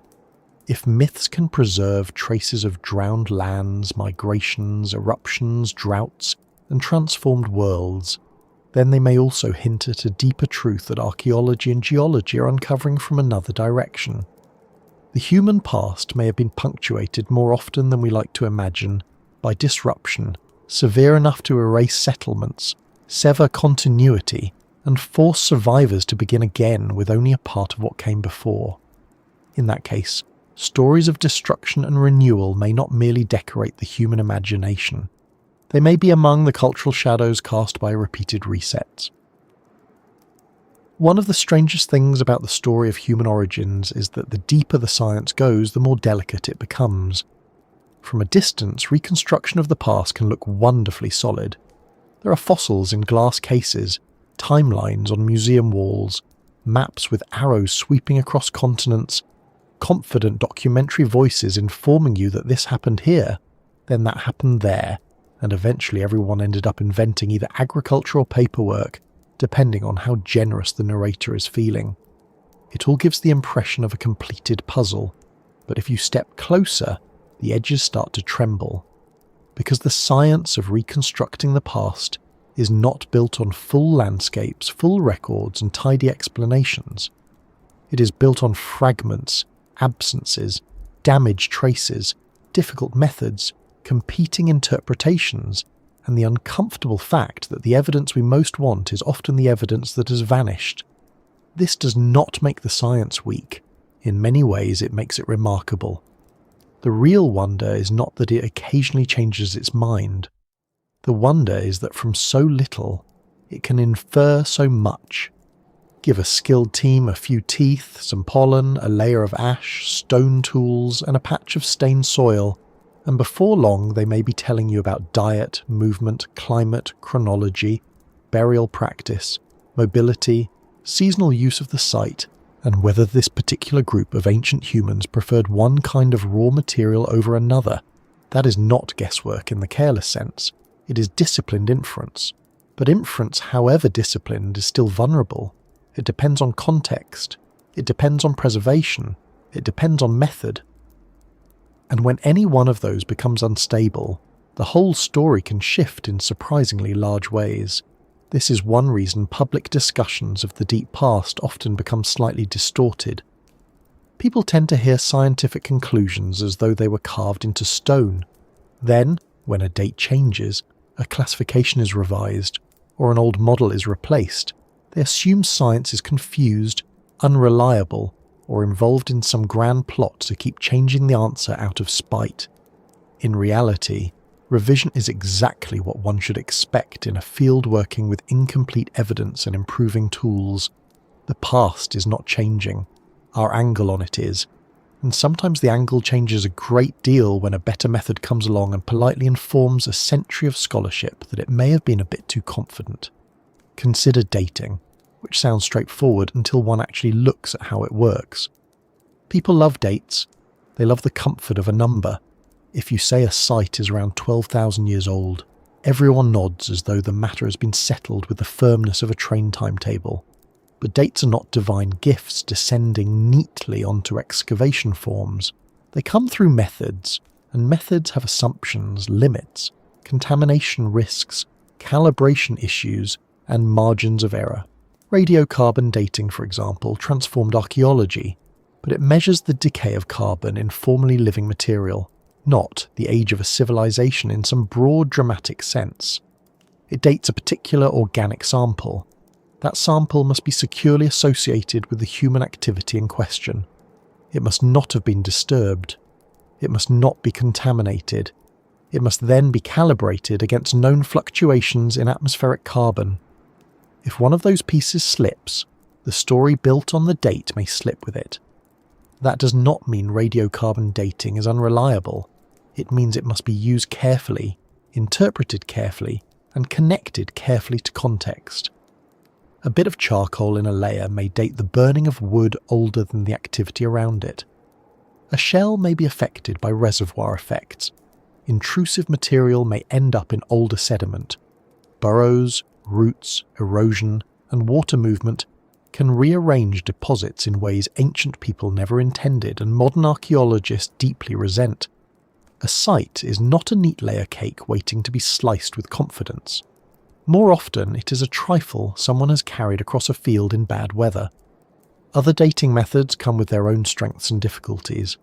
Luminescence dating can estimate when sediments or objects were last exposed to light or heat. Uranium series methods can help date bones, teeth, and mineral formations. Tephrochronology can connect volcanic ash layers across regions. Paleomagnetic methods can track reversals in Earth's magnetic field. Dendrochronology can anchor events through tree rings where wood survives and sequences overlap. Each method opens windows. Each also requires conditions, assumptions, and expertise. When several methods align, confidence grows. When they disagree, things become interesting in exactly the sort of way that makes headlines, arguments, and occasionally very long conference coffee breaks. The fragility of the science does not stop at dating. Context is just as important, and context is both precious and easy to damage. A fossil or artifact without clear context is dramatically less informative than one found in secure association with surrounding material, sediment, fauna, and features. This is why looting is such a disaster for archaeology. To an outsider, removing a beautiful object may look like rescuing treasure from the ground. To science, it is often the destruction of an information network. Where exactly was the object? At what depth? In what layer? Near what bones, tools, or plant remains? Was it in a burial, a pit, a hearth, a dwelling surface, a disturbed fill? Lose that context and the object becomes far less able to speak. Even in proper excavation, context can be tricky. Layers may be mixed. Sites may have been reoccupied repeatedly over thousands of years. A cave floor can accumulate material from many different periods. Later activity can cut into earlier deposits. Natural events can move items from one level to another. A stone tool found in a layer does not always mean it was made or used exactly when that layer formed. A bone can be redeposited. A hearth can be disturbed. An animal can carry material. Water can rearrange a site so thoroughly that the neat chronological order archaeologists dream about has long since dissolved into a sort of sedimentary practical joke. Then there is the challenge of classification, which is never as simple as the diagram suggests. Fossils are often incomplete. A jaw here, a few teeth there, perhaps part of a skull, perhaps a limb bone if everyone is having an unusually good season. From that, paleoanthropologists must decide whether the remains belong to a known species, a regional variation, a new population, or a category that may later be revised entirely. The temptation to fit fragmentary evidence into existing boxes is strong, partly because some box is needed, and partly because humans like labels the way old drawers like brass handles. But evolution does not always produce tidy boxes. It produces variation, mosaics, local populations, overlapping traits, and long periods of change that do not announce where one category ends and another begins. This is especially true with hominins. One specimen may look more archaic in one feature and more derived in another. Another may be too incomplete to classify with confidence, but too intriguing to ignore. Should it be called a new species, a local population, part of a broader lineage? Scientists disagree, sometimes vigorously, because the evidence really does allow more than one reasonable interpretation. To the public, disagreement can look like uncertainty in the embarrassing sense. In reality, it is often uncertainty in the honest sense. The fossil record is sparse, and the people working on it know exactly how much is missing. Ancient DNA has made reconstruction both stronger and more fragile at the same time. Stronger, because it can reveal relationships impossible to see from bones alone. Fragile, because it is extremely vulnerable to contamination, preservation limits, and overinterpretation. Ancient DNA work requires extraordinary care. Human handlers, laboratory conditions, environmental contamination, degraded molecules, and tiny sample sizes all pose risks. The dream is to extract usable genetic information from the deep past and compare it across populations. The reality is that success depends on preservation conditions so specific that whole regions remain frustratingly underrepresented. Cold environments often preserve DNA better. Hot, humid ones tend to be less generous. That means our genetic map of the past is partly a map of where molecules happen to survive. And even when the DNA survives, interpretation is not simple. Genetic ancestry is not identical to culture, language, identity, or material tradition. A population may adopt a new style without major genetic replacement. Another may contribute genes to a region with relatively subtle archaeological visibility. Population models are statistical constructions. They reveal patterns, admixture, divergence, relatedness, and movement, but they do not read minds or recover self-understanding. The people whose genomes are sampled did not label themselves with our categories, nor did they know they would one day become points in a PCA plot, while modern researchers argue over whether the signal suggests one migration pulse or three. Archaeology and genetics, then, are powerful but not self-sufficient. They must be combined with climate science, geology, paleoecology, isotope analysis, zooarchaeology, and all the other tools that help reconstruct ancient worlds. This is where the science becomes even more fragile, because interdisciplinary work is enormously productive and occasionally chaotic. Different kinds of evidence do not always resolve into one clean story. Climate records may suggest one period of openness or stress. Archaeology may reveal settlement patterns that partly fit and partly complicate that climate picture. Genetics may show movement, but not necessarily motive. Oral traditions may preserve memory, but not in a form easy to date. Each line of evidence illuminates a different aspect of the past. The challenge is not simply collecting them, it is getting them to speak to one another without forcing them into a premature agreement. One of the more underappreciated difficulties is scale. The deep past operates across scales that do not sit comfortably together. A hearth may record a single event. A burial may reflect one community's practice. A climate proxy may summarize centuries. A genetic pattern may reflect many generations of mixture. A migration model may describe movements over thousands of years. Try to combine them all, and one quickly sees the problem. What looks like contradiction is sometimes only a mismatch of scale. A local site may reveal continuity while broader genetics suggest regional turnover. A climatic shift may open a corridor, but not every group uses it at once. A tool tradition may persist while the people carrying it change. The reconstruction of the past is fragile partly because evidence is always arriving at different resolutions. The human factor matters too. Science is done by people, and people come with training, expectations, incentives, loyalties, habits, and the occasional fondness for being right in public. None of this makes the enterprise invalid. It simply makes it human. Researchers build careers around models. Disciplines develop preferences. Certain interpretations become dominant because they are elegant, because they fit existing frameworks, or because they come from influential institutions. Other interpretations wait longer for acceptance, not always because they are wrong, but because science, like any other social activity, has inertia. It moves, but not instantly. A persuasive new model requires evidence, repetition, critique, and time. Media coverage adds another layer of fragility, usually by trying to simplify things into something that can be turned into a title involving the phrase, "everything we thought we knew." The public is often served a dramatic before and after narrative in which an entire field was confidently wrong on Tuesday and gloriously corrected by Thursday afternoon. That makes for good headlines. It makes for a poor understanding of how knowledge actually changes. Most revisions are not total reversals.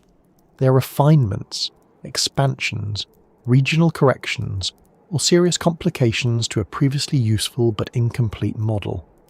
The science is fragile not because it is flimsy, but because it must hold together a large number of provisional, conditional, revisable claims without pretending they are all eternal truth. There is also the problem of absence, which may be the greatest fragility of all. Much of the past simply has not survived. Organic materials vanish, wooden structures rot, textiles disappear, coastlines drown, sediments erode, small camps leave faint traces, entire landscapes become inaccessible. We often reconstruct human life from what is durable rather than what was central. Stone tools survive better than woven bags, bones survive better than songs, Hearths survive better than social roles. This gives the archaeological record an unavoidable bias towards certain kinds of evidence. One can infer around that bias, but not fully escape it. This matters especially when talking about cognition, belief, symbolism, and social life. These are things people desperately want to locate in the past with precision. When did language emerge? Religion, myth, abstract thought, complex social structures? The scientific answer is often less satisfying than the audience hopes.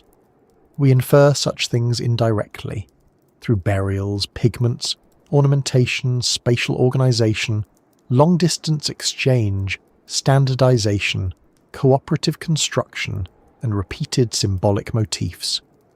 These are meaningful clues. They are not direct transcripts of thought. The fragility here lies in the leap from material trace to mental world. We can make the leap, but we must make it carefully. Take a burial with red ochre and grave goods. It may suggest ritual significance, personhood, symbolism, perhaps beliefs regarding death. Those are serious inferences, but the exact content of the belief system remains beyond recovery. A cave painting may reveal symbolic representation, teaching, ritual, aesthetic life, territorial marking, or all of the above. A monumental enclosure may indicate coordinated labour and shared meaning, but not necessarily priesthood in the later formal sense. Archaeology can show complexity without always telling us how the people involved would have described it. That gap matters, because modern minds are very quick to fill silence with familiar categories, and yet, for all this fragility, the science works. It works not by pretending to certainty it does not have, but by layering independent lines of evidence until some possibilities become more plausible than others. A data lines with a stratigraphic sequence. Isotope data support mobility. Genetics reveal mixture. Sediment analysis confirms local conditions. Tool assemblages show continuity or change. One line alone may be weak. Together they can be compelling. Reconstruction is fragile in each component and resilient in combination, which is rather like many human achievements when one thinks about it. A good example of this layered resilience is the shift in understanding around Neanderthals and other ancient humans. It was not one find that changed the story. It was fossils, where patterns on teeth, injury evidence, tools, cave use, pigments, ornaments, ancient DNA, and increasingly refined chronologies all accumulating over time. Each piece by itself might not have overturned the stereotype. Together they made the stereotype impossible to defend. This is how the science of the past tends to advance. Less like a trumpet blast, more like a wall slowly giving way because too many carefully documented facts are leaning against it. There is something almost philosophical about this. We want the past to be firm because origins feel important. We want to know who we are, where we came from, and how the sequence unfolded.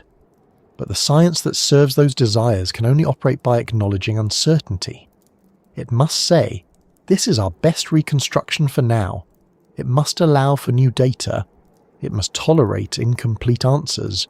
It must sometimes stand in front of the public and admit that what looked obvious a decade ago now looks less obvious. That is not weakness. It is discipline under difficult conditions. It is also why claims of absolute certainty about remote human origins should always make us a little wary. Not because nothing can be known, but because the known sites atop a scaffold of method, preservation, context, and interpretation. The farther back we go, the more that scaffold matters. A single new cave, a new method of extracting degraded DNA, a submerged site, a revised date, a pollen core from the right basin, or a better model of ancient climate can shift a great deal. The deeper story remains real, but our hold on it is never as final as museum captions like to imply. Once you really absorb that, a curious possibility begins to seem less outrageous than it first sounded. If reconstructing the past is this delicate, if our models depend on fragmentary evidence and changing methods, then some of the largest assumptions we inherited about one place, one people, or one clean beginning may not survive scrutiny in the form we received them. The origin of humanity may not have been a single spotlight coming up on one stage. It may have been more like many lights in a shifting landscape, brightening, dimming and overlapping long before anyone thought to call it a beginning. There is a comforting simplicity in the idea that humanity began once. One place, one population, one clean emergence, and from that single beginning the rest of the story unfolds. It has a satisfying shape to it. You can imagine a map, perhaps with one glowing point somewhere in Africa, arrows gently radiating outward, and eventually the whole world filling with descendants of that first, unmistakably human group. It is neat, it is teachable, it fits very nicely on educational posters and in documentaries where everyone has excellent lighting and the past behaves itself for the duration of the episode.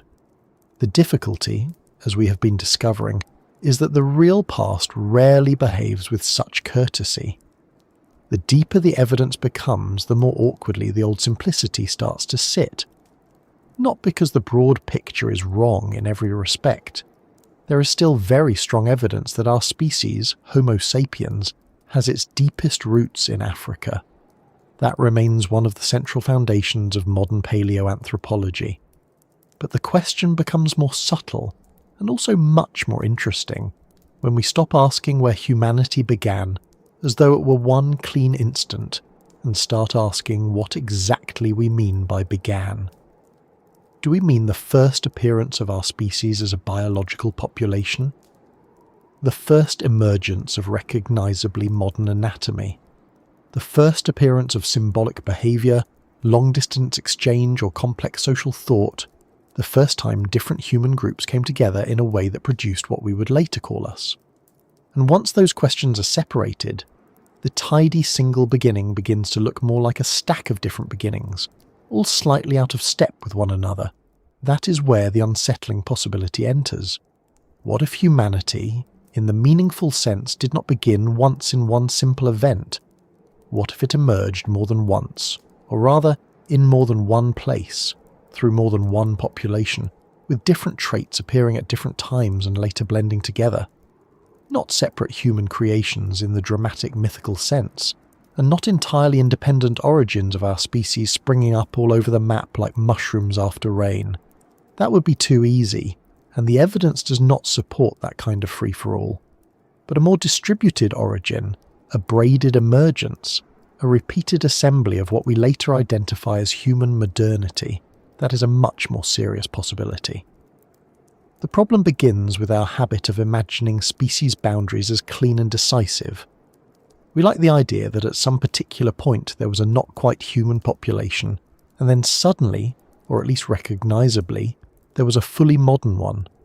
Nature is usually less theatrical than that. Evolution works through populations, variation, selection, drift, isolation, contact, and time. It does not issue opening night announcements.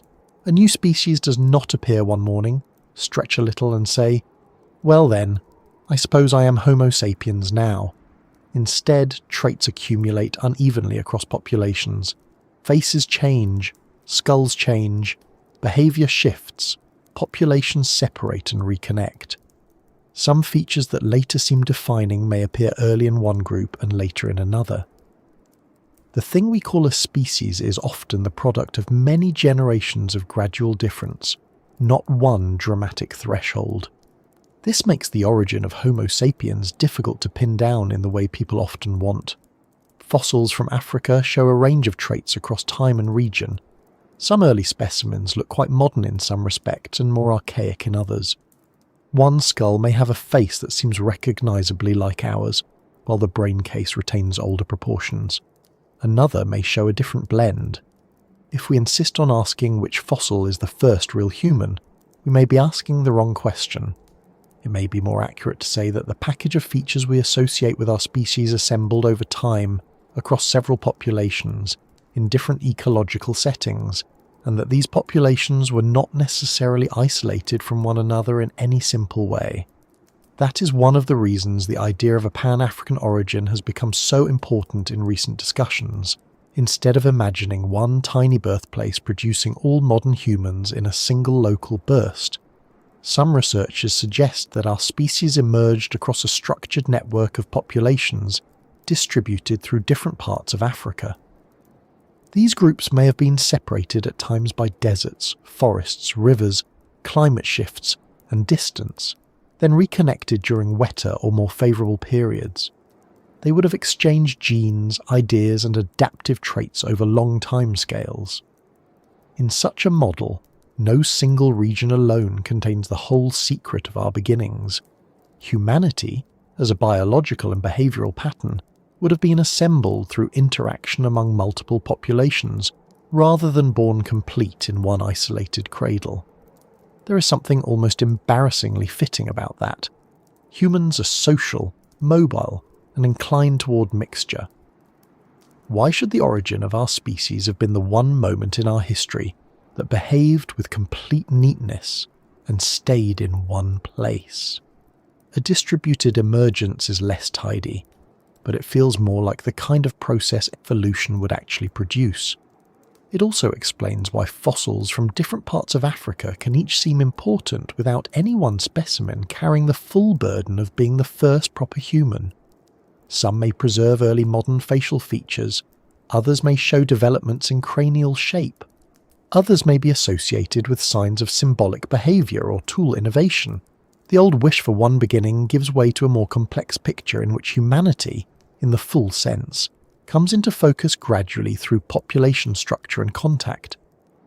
Then there is behaviour, which complicates things further. For a long time, people like to imagine a so-called human revolution, a sharp transition in which fully modern behaviour suddenly appeared, bringing with it art, symbolism, long-distance trade, complex tools, and all the other marks of mental sophistication that make us feel comfortably special. It was a dramatic idea, and for that reason alone perhaps worth distrusting. As more evidence accumulated, the story became less revolutionary and more patchy. Symbolic behaviour does not seem to arrive in one neat package, everywhere at once. Pigments appear in some contexts, personal ornaments in others, engraved objects here, long-distance material transport there, burials with signs of ritual care elsewhere. These traits emerge unevenly, sometimes early, sometimes intermittently, and not all in one place. That matters because if we define humanity by behaviour rather than just anatomy, then the beginning becomes even harder to locate. Did humanity begin when bodies became recognisably modern, when minds became symbolic, when social networks reached a certain scale, when memory, ritual, or aesthetic expression crossed some invisible threshold? The trouble is that those capacities may not have appeared in a single synchronized burst. Different groups may have displayed different parts of what we now call modernity at different times. One population may have had advanced symbolic practice without some later anatomical proportions. Another may have had anatomical modernity with less visible material evidence for symbolism, perhaps because the evidence did not preserve. Once again, one clean beginning starts to dissolve into multiple overlapping beginnings, and then there is interbreeding, which politely ruins almost every narrative that depends on perfect separation. Modern humans did not arise, march out into the world, and encounter a planet empty of all other human populations. They met Neanderthals, they met Denisovans, quite possibly they met other groups we do not yet know well, and they did not simply wave from a distance and continue on with admirable species purity. They mixed. Not constantly, not everywhere, and not without all the complicated realities such encounters must have involved, but enough to leave enduring traces in living genomes. That means that even after Homo sapiens had emerged as a recognisable population, humanity in the broader sense was still being assembled through contact with other humans. This should make us pause over the phrase, modern human. It sounds straightforward until one asks how much of modern humanity comes from interaction with populations outside the neat line leading only through anatomically modern Homo sapiens. Some inherited traits from Neanderthals and Denisovans are associated with immunity, adaptation to altitude, skin biology, and other aspects of human variation. That does not make those populations our creators, but it does make them participants in our becoming. If pieces of what living humans are came through mixture with groups once treated as entirely separate side branches, then humanity again begins to look less like one beginning and more like repeated assembly. There is also a deeper possibility, one that is both cautious and radical at the same time. What if traits associated with modernity emerged independently more than once among different human populations, at least in partial form? Not because they were completely separate species converging magically into us, but because similar ecological and social pressures may have encouraged similar developments in different groups. Symbolic marking, cooperation beyond immediate kin, ritual treatment of the dead, planning depth, and sophisticated use of landscape may not all depend on one exclusive spark igniting in one sacred location. Some of these capacities may have roots shared more broadly among human populations. Others may have been elaborated in parallel. If so, then humanity in the meaningful cultural sense may have had several centres of intensification, rather than one absolute point of origin. This becomes especially plausible when one remembers how widely distributed human relatives were and how varied their environments had become. Across Africa, Eurasia, and island Southeast Asia, different populations faced very different challenges and opportunities. Some adapted to cold steppe environments, others to forests, others to coasts, islands, mountains, or shifting savannas. Such diversity of setting would naturally produce diversity of behaviour and adaptation. A capacity that mattered in one region might be elaborated there earlier or differently than elsewhere. Social complexity could deepen around rich coastal zones, seasonal aggregation sites, or resource bottlenecks. Symbolic traditions could emerge in relation to local ritual landscapes. Technological innovations could spread, disappear, or reappear. The history of humanity starts to look less like one invention than like a conversation held in many dialects. At this point, someone usually becomes nervous that such a view threatens the unity of our species. It does not. If anything, it deepens that unity by making it less dependent on one exclusionary origin point.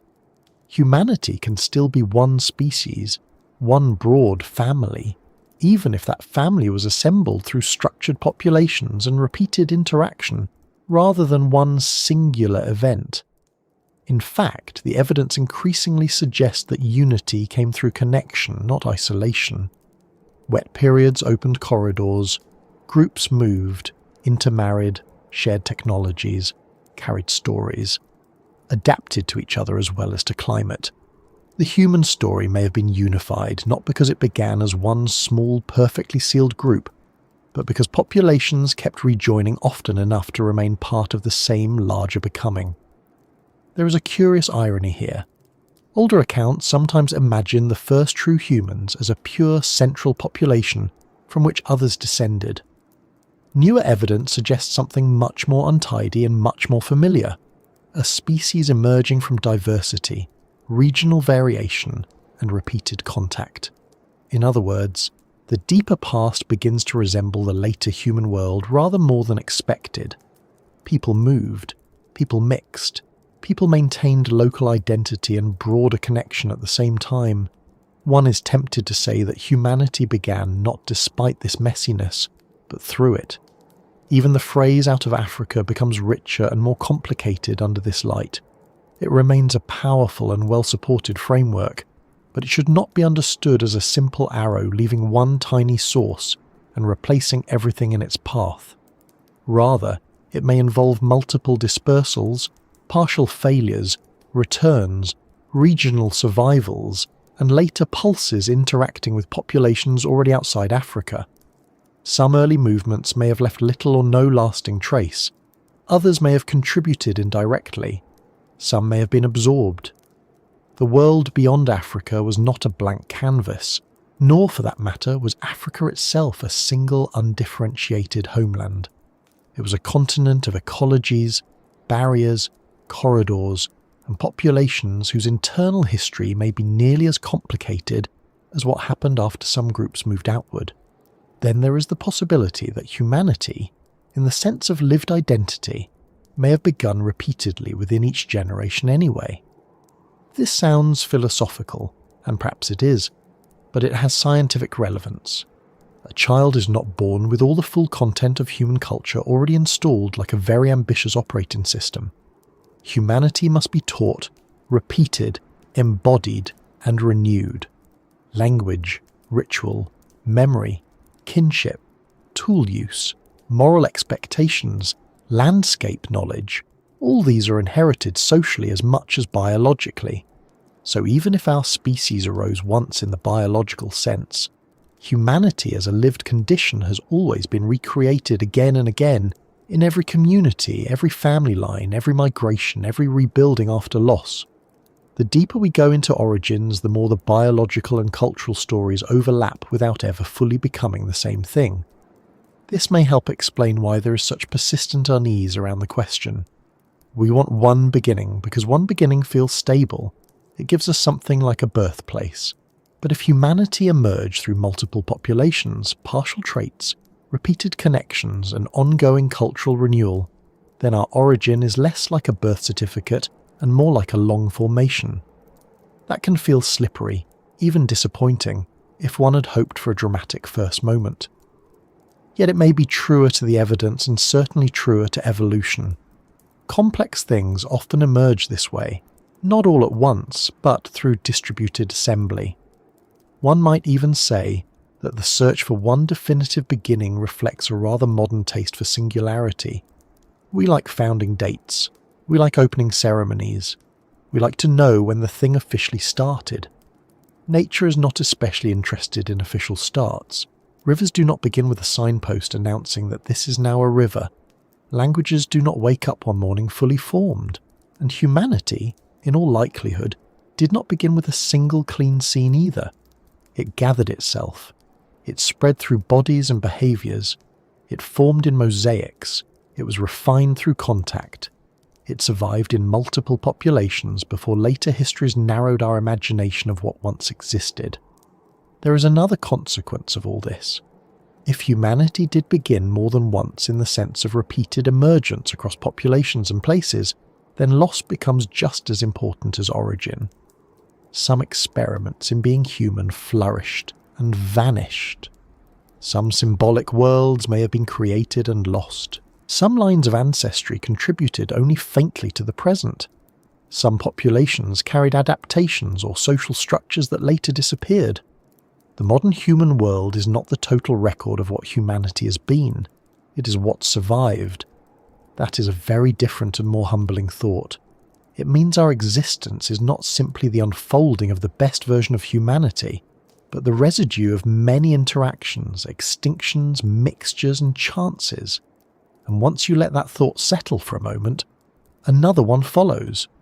If our species emerge through repeated contact and assembly, and if the behavioural world we call human may have intensified in several places rather than one, then the disasters and disruptions that punctuated prehistory may have done more than simply challenge already formed societies.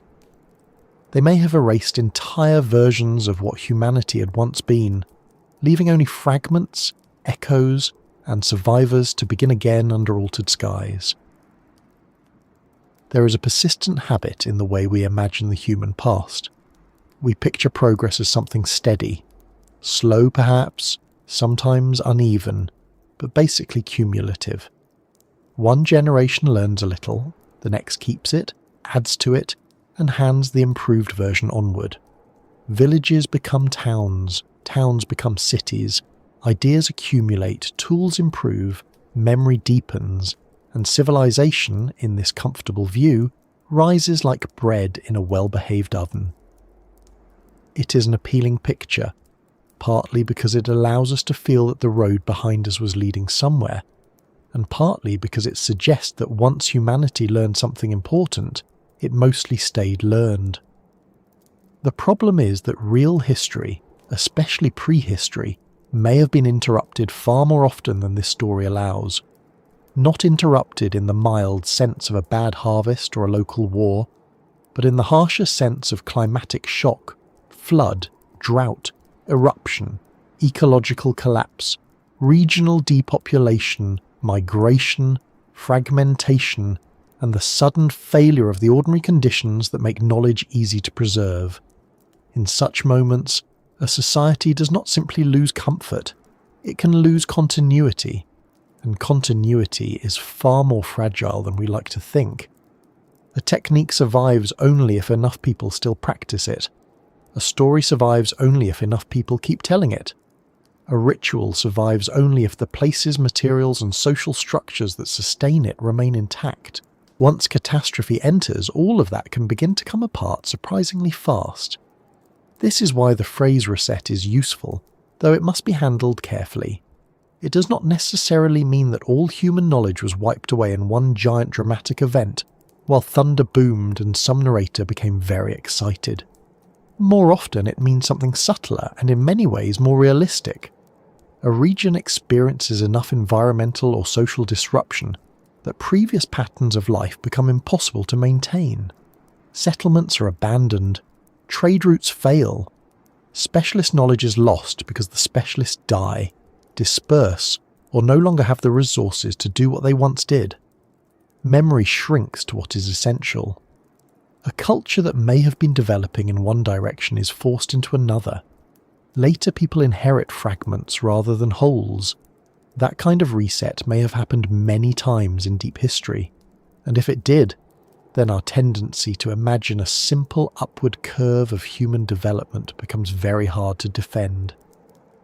What we call origins may be shaped not only by where humanity began, but by how many times earlier experiments in human living were broken, scattered, and partially erased. Climate is perhaps the largest force in this discussion, because for most of human existence, climate was not background scenery. It was a structural condition of life.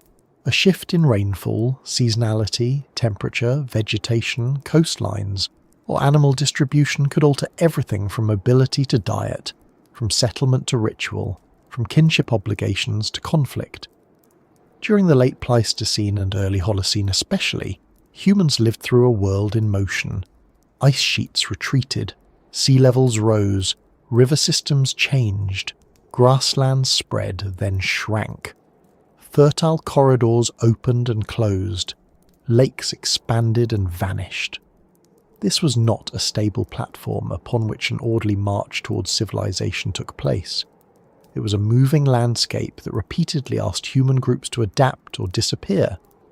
The Younger Dryas is one of the most frequently discussed examples, and with good reason. Around the end of the last ice age, after a period of warming, parts of the northern hemisphere experienced an abrupt return to much colder conditions. The causes are still debated in detail, as serious scientific matters tend to be, especially when they involve large systems behaving badly. What matters here is that it represented a major climatic disruption. Environments shifted sharply, resources changed, habitable zones altered. For human communities already adapting to post-glacial transformation, this was not a minor inconvenience. It would have affected food availability, movement, settlement patterns, and social organisation across broad areas.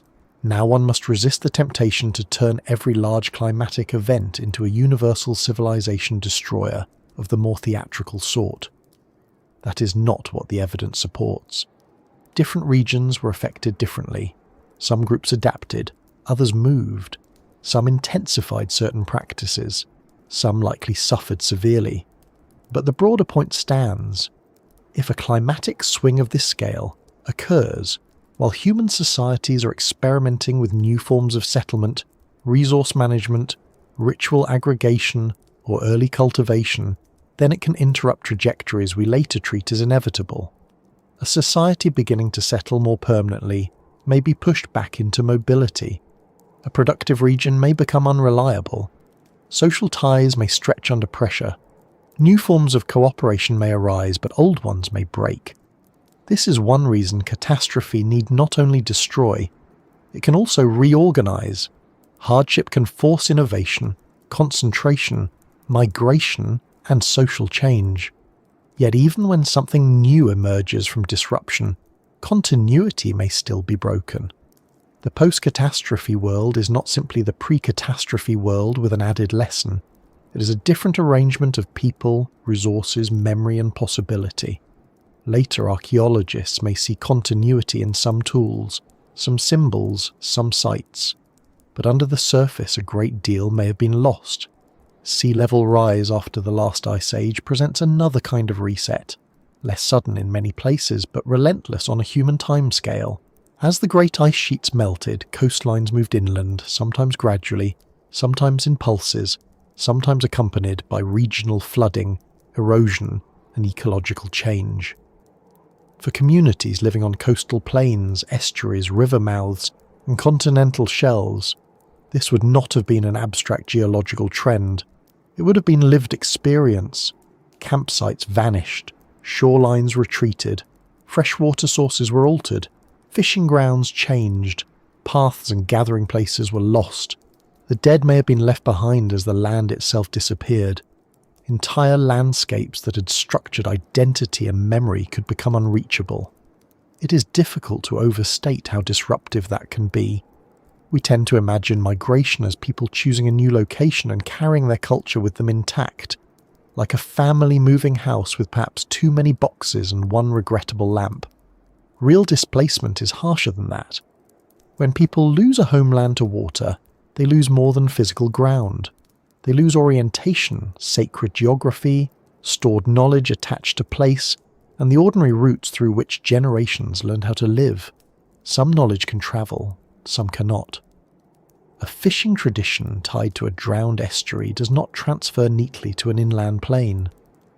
Rituals tied to ancestral stones or shoreline caves may become impossible. What survives may be memory, song, story, or fragments of practice, but the whole world that sustained them is gone, and that loss is archaeologically deceptive, because drowned worlds do not merely suffer catastrophe, they are hidden from us afterward.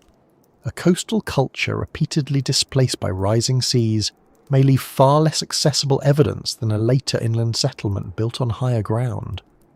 The archaeology that survives may therefore make it look as though the later group was the more significant beginning, when in fact it may be the survivor of a long period of loss and adaptation whose earlier stages now lie underwater. Volcanic catastrophes raise similar questions, though in a more explosive mood. Major eruptions can devastate local and regional environments, darken skies, alter climate temporarily, poison water, destroy vegetation, and force movement on a large scale.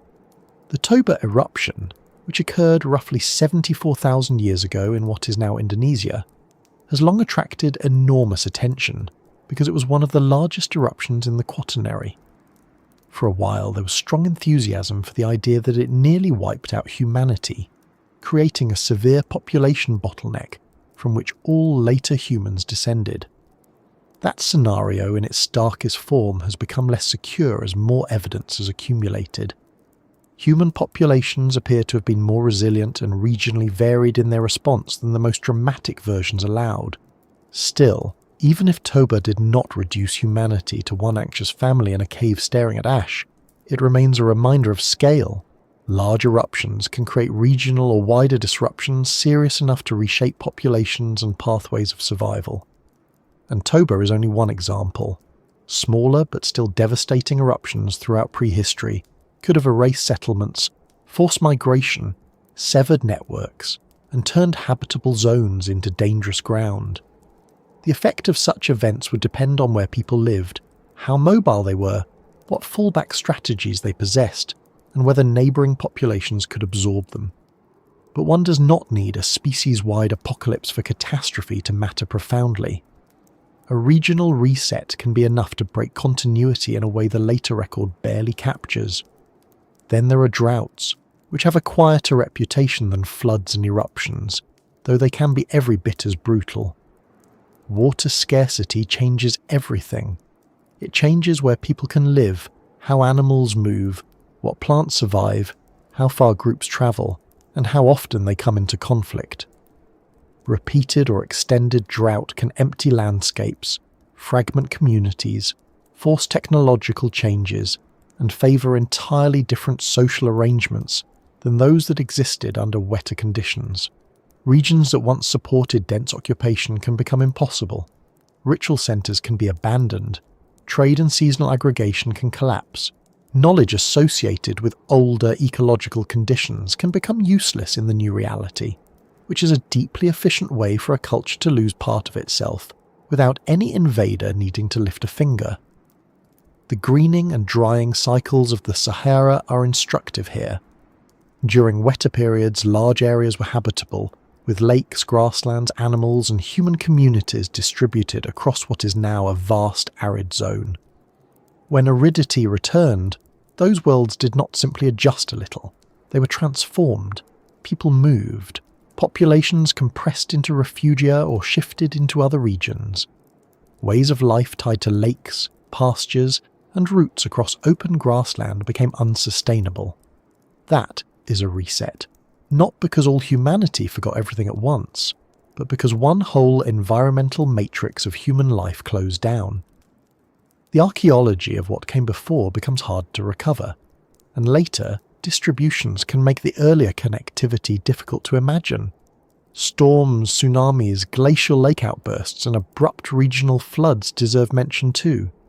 Prehistoric people were vulnerable to local disasters on a scale that could erase settlements and social memory with ruthless efficiency. A river changing course can destroy the core of a community. A glacial outburst flood can transform a valley beyond recognition. A tsunami can strip a coastline of life and material culture in hours. If one wants to know why some promising developments in the archaeological record do not appear to continue smoothly, catastrophe is often a better explanation than any fanciful claim about ancient incompetence. People do not fail to build on their achievements because they lack intelligence. Often they fail because the world they built in is taken away. This is also where the seductive idea of lost advanced civilization needs careful handling. Catastrophe talk attracts exaggeration as jam attracts wasps. Once people accept that the past contained major disruptions, they are tempted to imagine entire high civilizations erased without trace, complete with observatories, metalworking, and perhaps surprisingly tasteful stone furniture. That kind of leap is understandable but usually unsupported. The more grounded possibility is more subtle and I think more compelling. Not that there was one forgotten global super-civilization, but that there were many local and regional worlds of considerable sophistication whose continuity was broken before they could leave the kinds of durable records we associate with later states. Sophistication need not mean writing, bronze, and formal kingship.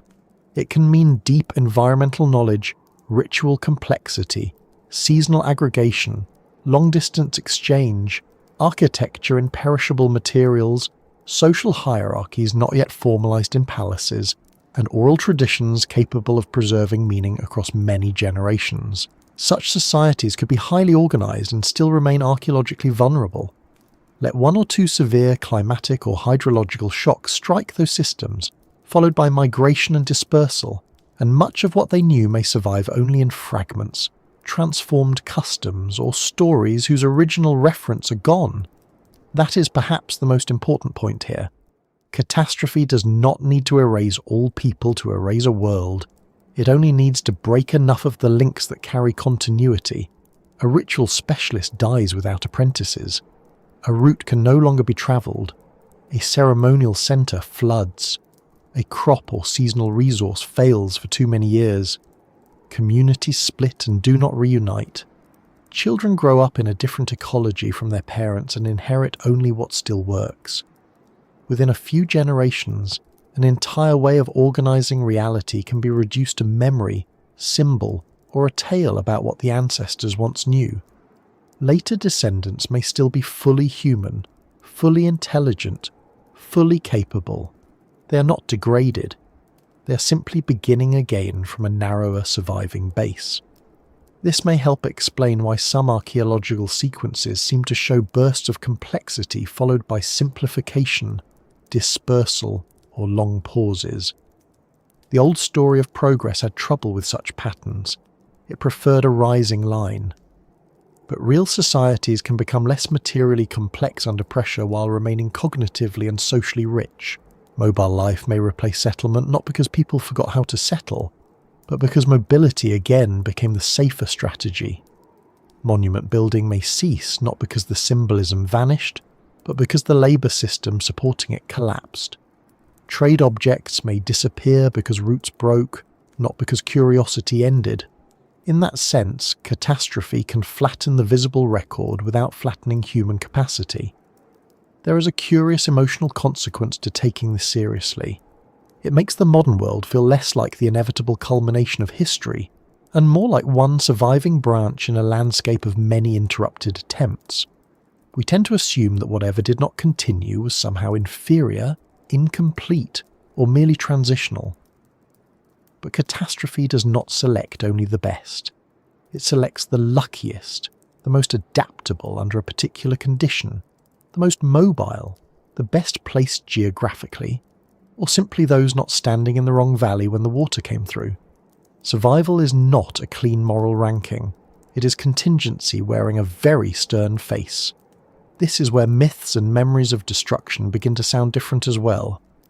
Stories of flood, darkness, wandering, and world renewal may not be literal records of one universal event, but they may encode precisely this deeper truth about human experience, that worlds end. Not the planet, not humanity as a whole, but human worlds, home territories, ecological systems, ritual centres, social arrangements, inherited certainties. And when those worlds end, survivors do what survivors always do. They preserve what they can, change what they must, and tell stories about what happened, until those stories become part of the next beginning. If that happened repeatedly in prehistory, and there is every reason to think it did in one form or another, then our account of origins becomes less a tale of uninterrupted ascent, and more a pattern of advances, shocks, recoveries, dispersals, and reassembly. Knowledge would not simply accumulate. It would accumulate, fracture, migrate, condense, and sometimes vanish. Whole branches of social possibility may have been pruned by catastrophe before later history ever saw them clearly. Some techniques may have been rediscovered after being lost. Some symbolic worlds may have been rebuilt on older foundations no one fully remembered. Some communities may have carried embers of earlier systems into entirely different settings and watched them flare into new forms. And once you begin to see the past that way, another question begins to press a little harder. If the human story was repeatedly reset by catastrophe, then the parts of it we now call civilization, history, and origin may depend far more on survival through disruption than on any single clean beginning. Which means that if our origins are more broken, interrupted, and reconstructed than we thought, then many of the familiar ideas built on those origins may need rethinking too. Once you begin to suspect that our origins may be less tidy than we were taught, a strange thing happens.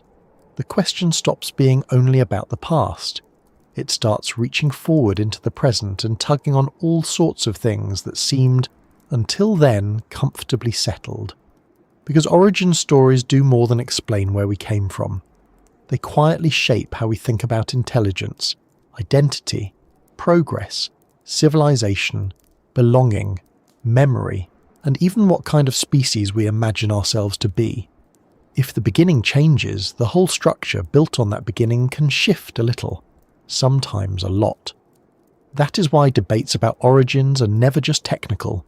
Of course, there are technical parts, and many of them involve teeth, sediments, statistical models, dating methods, and the sort of arguments that make perfect sense once someone has explained them 3 times and drawn a diagram on a napkin.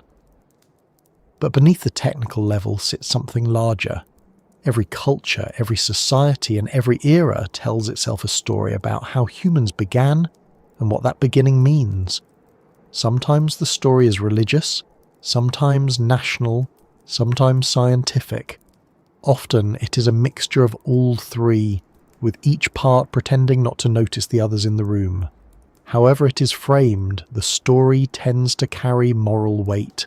It tells us whether we rose steadily from simplicity into sophistication, whether civilization was inevitable, whether certain peoples were earlier or later to history, whether the modern world is the obvious destination of the human experiment, and whether the people who came before us were rough drafts or fully realized human beings living under different conditions. So if our origins are wrong, or at least wrong in the neat, familiar way many people imagine them, then several favourite assumptions start to wobble.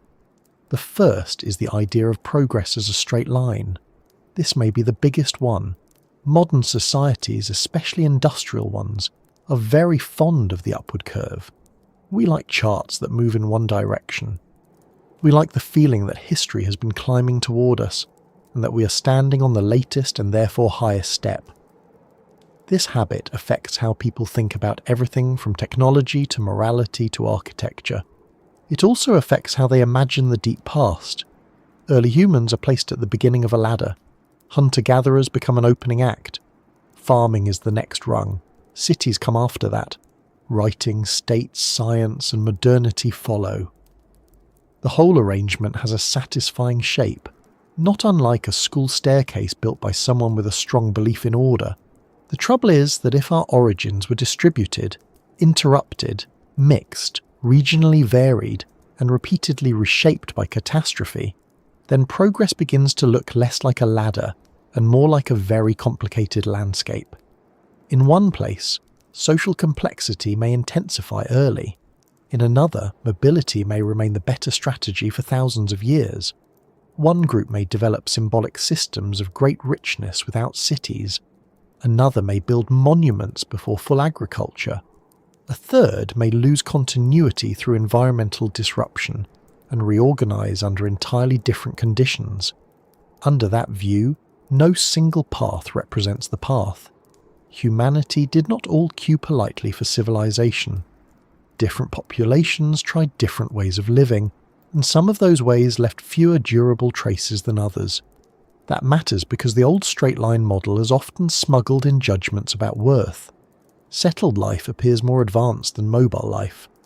Monumental architecture appears more advanced than oral tradition. Writing appears more advanced than memory.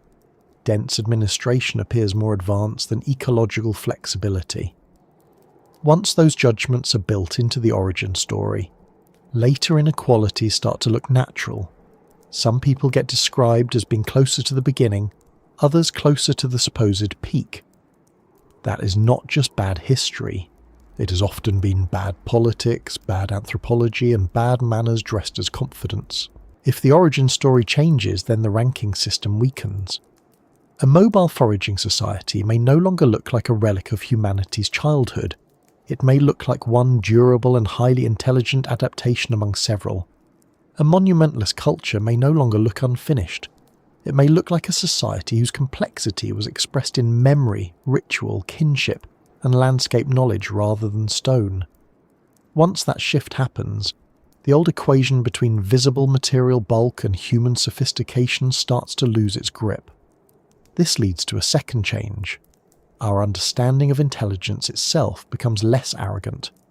Modern people are strongly tempted to equate intelligence with the kinds of problems modernity rewards: literacy, numeracy, formal abstraction, engineering and durable materials, bureaucratic organization, and increasingly, the ability to remember passwords while pretending not to resent them. These are real skills, and some of them are impressive. But if the deeper human past was full of societies managing vast territories through memory, timing movement to ecological cycles, navigating coastlines and seasonal routes, preserving oral knowledge across generations, and adapting to changing climates without written instructions or central administration, then our definition of intelligence has been too narrow. Ancient intelligence may have been distributed differently, not absent. It may have lived in memory systems, oral training, pattern recognition, social negotiation, and sensory attention to the environment at a level many modern people would find almost unnerving. A person who can read subtle changes in animal movement, wind direction, water behaviour, and plant timing across a landscape is not less intelligent than a person reading a spreadsheet under fluorescent lighting. They are solving a different problem set. Once our origins stop looking like a march out of stupidity, the old habit of underestimating ancient people becomes harder to maintain without embarrassment. A third thing changes as well, and this one is a little more personal. Identity begins to soften at the edges. Many modern communities tell origin stories that imply deep separateness. We came from here, they came from there. Our people are rooted in one line, one place, one continuity. There is comfort in such stories. They create belonging. They anchor memory. But the scientific story increasingly points toward mixture, repeated movement, contact, absorption, and long histories of populations splitting and rejoining. Even where local continuity is real, and sometimes it absolutely is, it usually exists alongside broader patterns of exchange and ancestry that are less pure than cultural mythology often prefers. That does not mean identity becomes meaningless. Far from it. Belonging is real. Place matters. Continuity matters. Cultural inheritance matters. But if our species emerge through braided populations and continue to become itself through mixture with other human groups, then purity becomes a very strange thing to worship. We are, in a deep sense, a mixed species. Our beginnings do not support fantasies of untouched separation. If anything, they support the opposite lesson. That connection, movement, and interaction were central to what made us. This has ethical consequences. It becomes harder to justify hierarchies built on myths of pristine descent or civilizational superiority when the deep record keeps showing entanglement. The people once described as side branches may turn out to be contributors to the living present. The populations thought peripheral may have been central in ways the old map did not see. The landscapes assumed empty may have been full.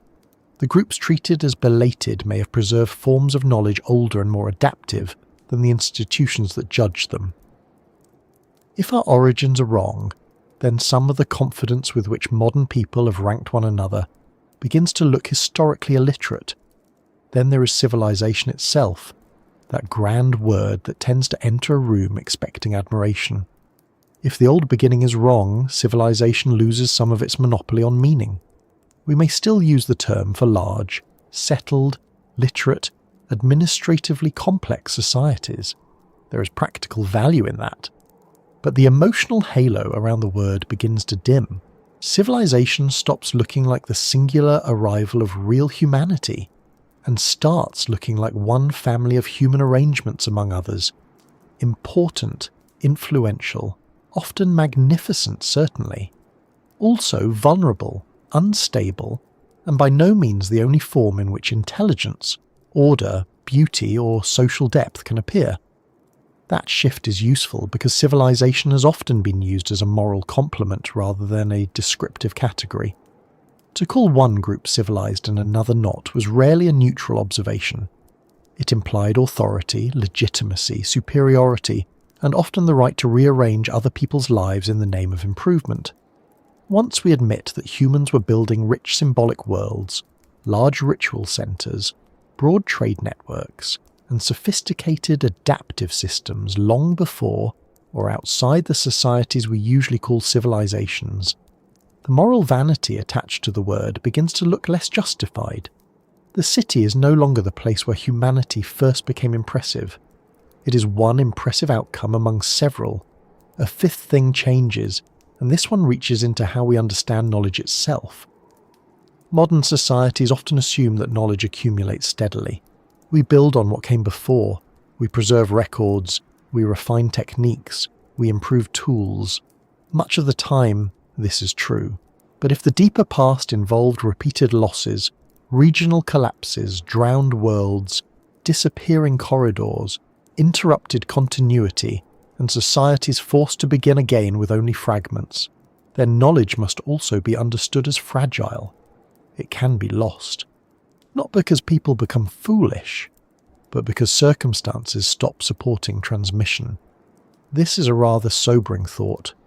We tend to look back and assume that if ancient people did not possess some technique or system, they had not yet thought of it.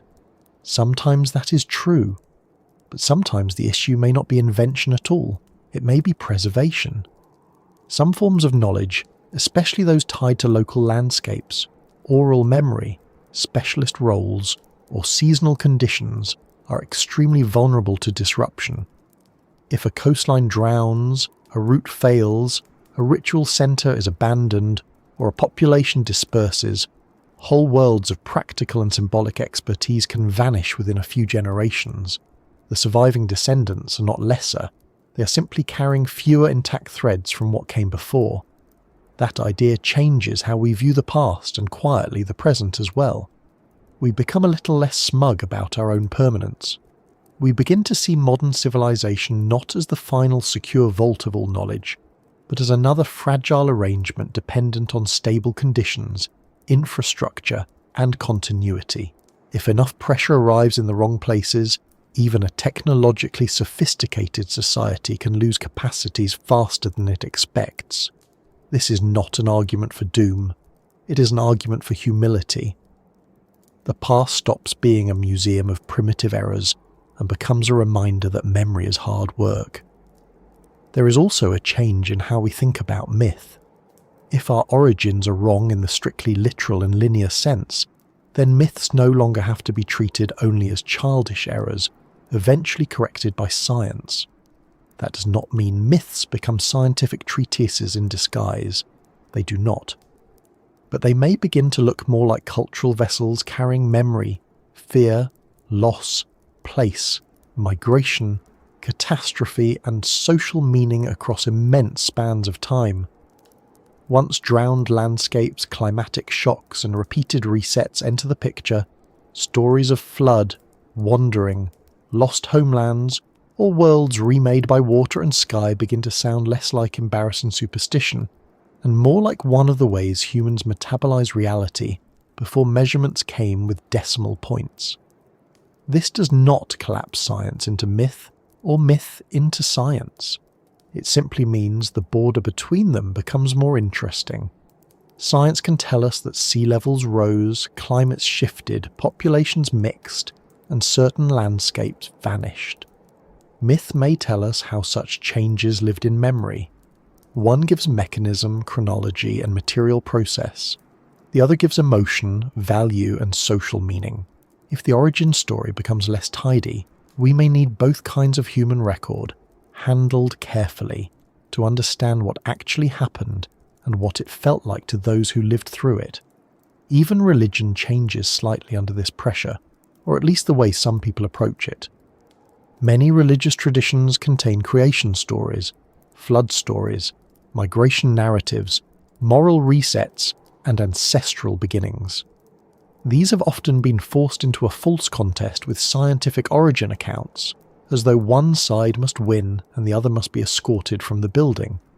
But if science itself now points toward complexity, repeated transformation, and the fragility of continuity, then some old religious narratives may be read less as failed science, and more as enduring attempts to think seriously about exactly those conditions. Where we came from, what was lost, how order emerges, how worlds begin again after rupture, and why humans remember through story. Politics changes too, and perhaps this is where people become most uncomfortable. National histories love deep roots. They love firsts, founders, and clean lines of descent. They love claiming land through narratives of ancient continuity, unique civilizational destiny, or original belonging uncontaminated by mixture. But the deeper human past keeps suggesting movement, overlap, shared ancestry, contested landscapes, and identities formed through contact rather than pristine isolation. That does not erase local history or ancestral rights. Those are serious matters, but it does make simplistic political uses of origin stories harder to sustain with a straight face, A species born in mixture is a poor mascot for ethnic purity. There is a related change in how we think about time. If our origins are wrong, then deep time becomes less decorative and more active in the present. The past is no longer something completed behind us. It becomes a force still shaping assumptions, institutions, prejudices, and ideals. The way we imagine the first humans affects the way we imagine the last few thousand years. If we think history is a staircase, we build societies around competition for the top. If we think it is a branching network with repeated losses and recoveries, we may place more value on resilience, diversity, and memory. That is not a small difference. Education would change under this view as well, at least in spirit.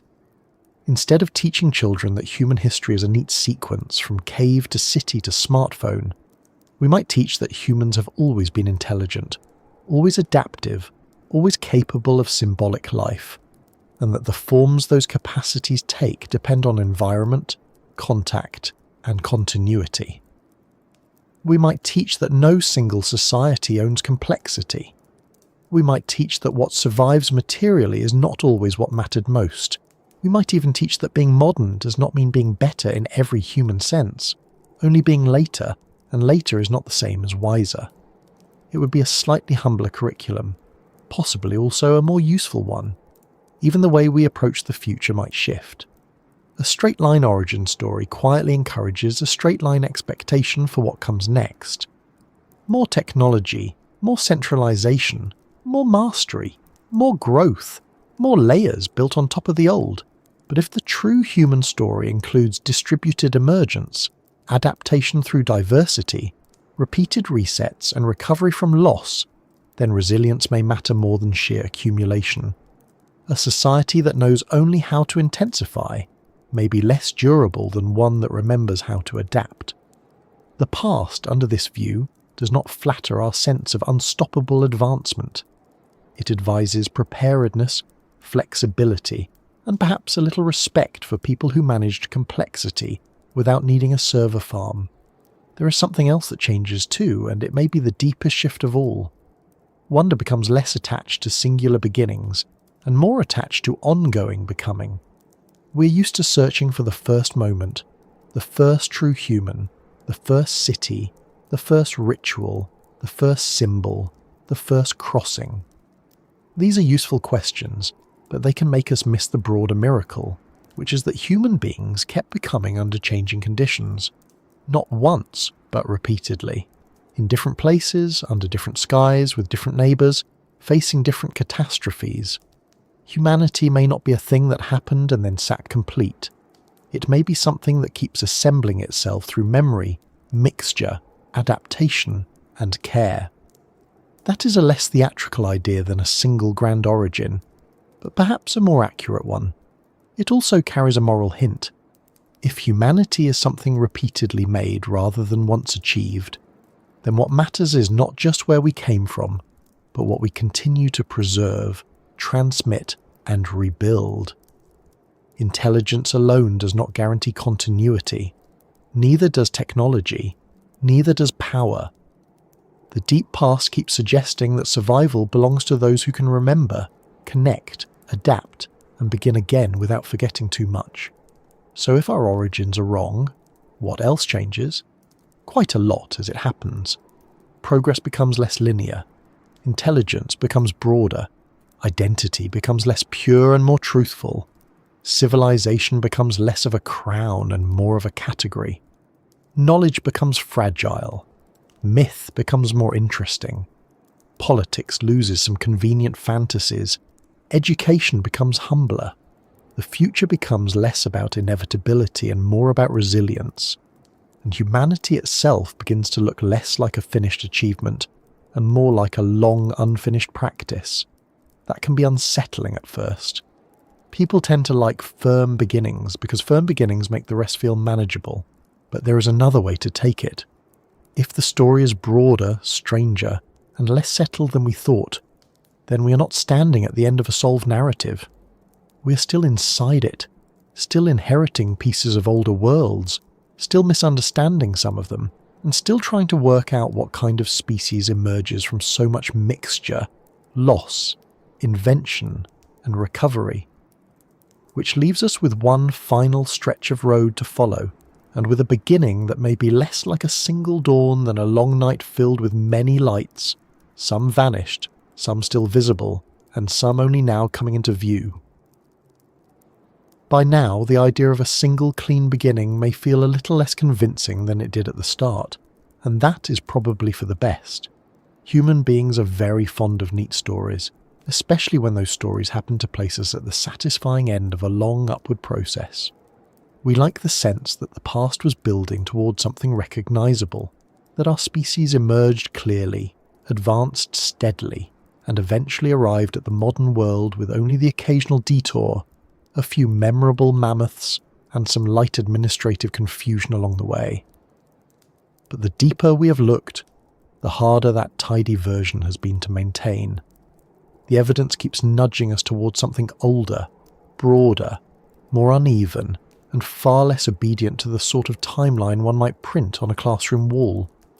That is what makes this long question of origin so interesting. It is not only about where we began, it is about how we began, how often the beginning had to be made again, how much of it may have been lost, and how much of what we call humanity was assembled gradually across many populations, many places, and many difficult changes in the world. Once you start taking that seriously, the old image of a bright single dawn becomes less persuasive. In its place, something else appears.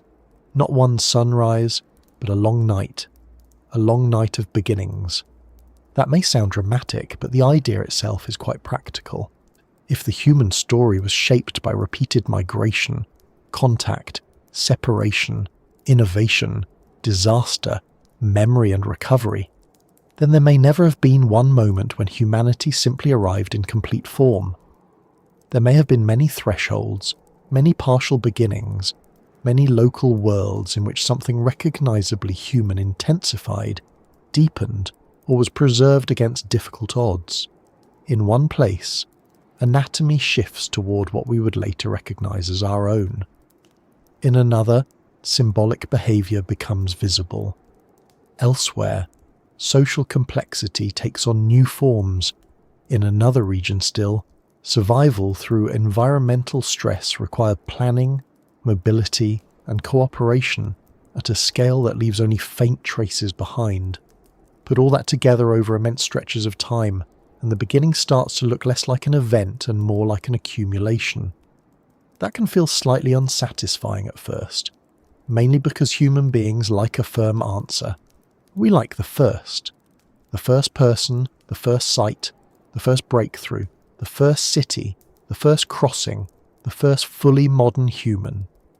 We are always searching for the clean opening scene, the place where the curtain rises and everyone knows their role. Nature does not seem especially interested in providing that sort of theatre. It prefers long preparations, overlapping populations, local experiments, extinctions, mixtures, and the occasional discovery that turns out to have been sitting in a cave or under a seabed waiting for us to become a little less sure of ourselves.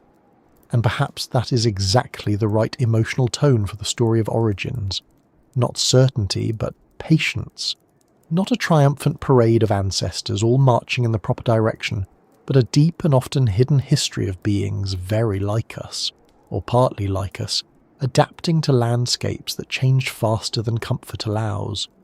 Some of those landscapes are gone now, some lie beneath the sea, some are buried under sand, some were scraped by ice, drowned by rising water, or transformed by drought into places that later generations would have found almost impossible to imagine as home. Yet people were there. They lived, moved, traded, buried, remembered, built, argued, adapted, and sometimes disappeared so thoroughly that only a fragment of bone or a shifting genetic signal now hints at their existence. There is something deeply humbling in that. The modern world can make us feel surrounded by evidence of ourselves. We write everything down, build endurable materials, photograph our lunch, record our voices, map our streets, tag our locations, and generally behave as if posterity will have no trouble finding us. But for most of human existence, life did not preserve itself so generously. Most people left no inscriptions. Most houses rotted away. Most stories were carried in memory rather than ink. Most skill lived in hands, habits, and places rather than institutions. If continuity broke, much of that world could vanish quickly. That means the deep human past was almost certainly richer than the surviving record suggests. Not necessarily richer in the fantastical sense people sometimes crave, but richer in the genuinely meaningful one. More populations, more local worlds, more adaptive strategies, more remembered places, more social forms, more interrupted continuities, and more beginnings that did not last long enough to become the official version. That may be the central lesson of this entire question. Human history is not only a story of emergence, it is also a story of survival through loss. We tend to focus on invention, and quite rightly, because invention is impressive. But continuity may be even more impressive. A useful technique survives only if it can be taught. A way of life survives only if enough of the world that supports it remains in place. A ritual survives only if the people, places and meanings around it continue to exist. A language survives only if someone still speaks it to a child. Once climate shifts, coastlines drown, corridors close, or populations fragment, earlier worlds can be reduced astonishingly quickly to fragments and memory. The survivors are not lesser. They are simply carrying what could be carried. This is why The Long Night of Beginnings is not a story of ignorance waiting for enlightenment. It is a story of repeated assembly under pressure. Human capacities did not emerge neatly and then expand without interruption. They deepened, mixed, disappeared from view, resurfaced, and took different forms in different regions. Symbolic life may have intensified in more than one place. Social cooperation may have reached remarkable levels long before cities. Knowledge may have been both highly advanced and locally fragile. Some populations may have solved problems we barely perceive because the evidence for the problem itself has vanished. Others may have adapted brilliantly to conditions so unlike our own that we still underestimate what it took to live there. There is also the matter of scale, which can be hard for the mind to hold on to at bedtime, though perhaps bedtime is the best time for it. We are dealing with spans so immense that even great human achievements can look like brief flickers. 1,000 years feels enormous in ordinary life. In deep history, it is often only a phase. Whole social patterns can appear, transform, and vanish inside time ranges that geology treats as a passing mood. And yet within those spans, individual lives were as immediate as ours are now. People worried about weather, food, children, injury, rivals, trust, and what lay beyond the next ridge. They likely laughed at things that would make no sense to us at all, which is only fair because we do much the same in reverse. The Long Night of Beginnings was not peopled by abstractions. It was lived one person at a time, one family at a time, one campfire, journey, drought, shoreline, and burial at a time. That is easy to forget when looking at maps and timelines. The maps make movement look smooth. The timelines make transition look orderly. But no one experienced prehistory as a diagram. They experienced it as weather, hunger, kinship, memory, fear, wonder, obligation, and practical decision. A greener corridor is not just an opportunity on a paleoclimate chart. It is a place where people can travel, exchange, marry, follow game, or return to ancestral ground. A rising sea is not just a post-glacial process. It is the loss of camps, routes, shell beds, fishing grounds, graves, and familiar edges of the world. A population bottleneck is not just a genetic statistic. It is a much smaller number of people having to keep enough alive to continue. Once you see the past in those terms, the old desire for one pure beginning starts to feel strangely inadequate. Why should there be one? Why should a species as mobile, social, adaptable, and entangled as ours have begun in a singular, neatly bounded way? It makes more sense that we emerged through structured populations, through contact and separation, through partial traits appearing at different times, through repeated mixing, and through long stretches in which many kinds of humans shared the planet. It also makes more sense that some of those human worlds were later erased or hidden, before they could leave the kind of material confidence modern people prefer. And that returns us to the title of this whole journey, because the possibility that everything we thought about our origins may be wrong is not really about throwing away knowledge. It is about letting go of a style of certainty that was too rigid for the evidence. We do know a great deal. We know that Africa is central to our species' deep history. We know that modern humans interacted with and interbred with other human groups. We know that social, symbolic, and technological complexity reaches deep into prehistory. We know that environmental change repeatedly reshaped the conditions of human life. We know that sea levels transformed coastlines and hid habitable worlds. We know that memory, myth, and place may preserve more of those transformations than earlier scholars allowed.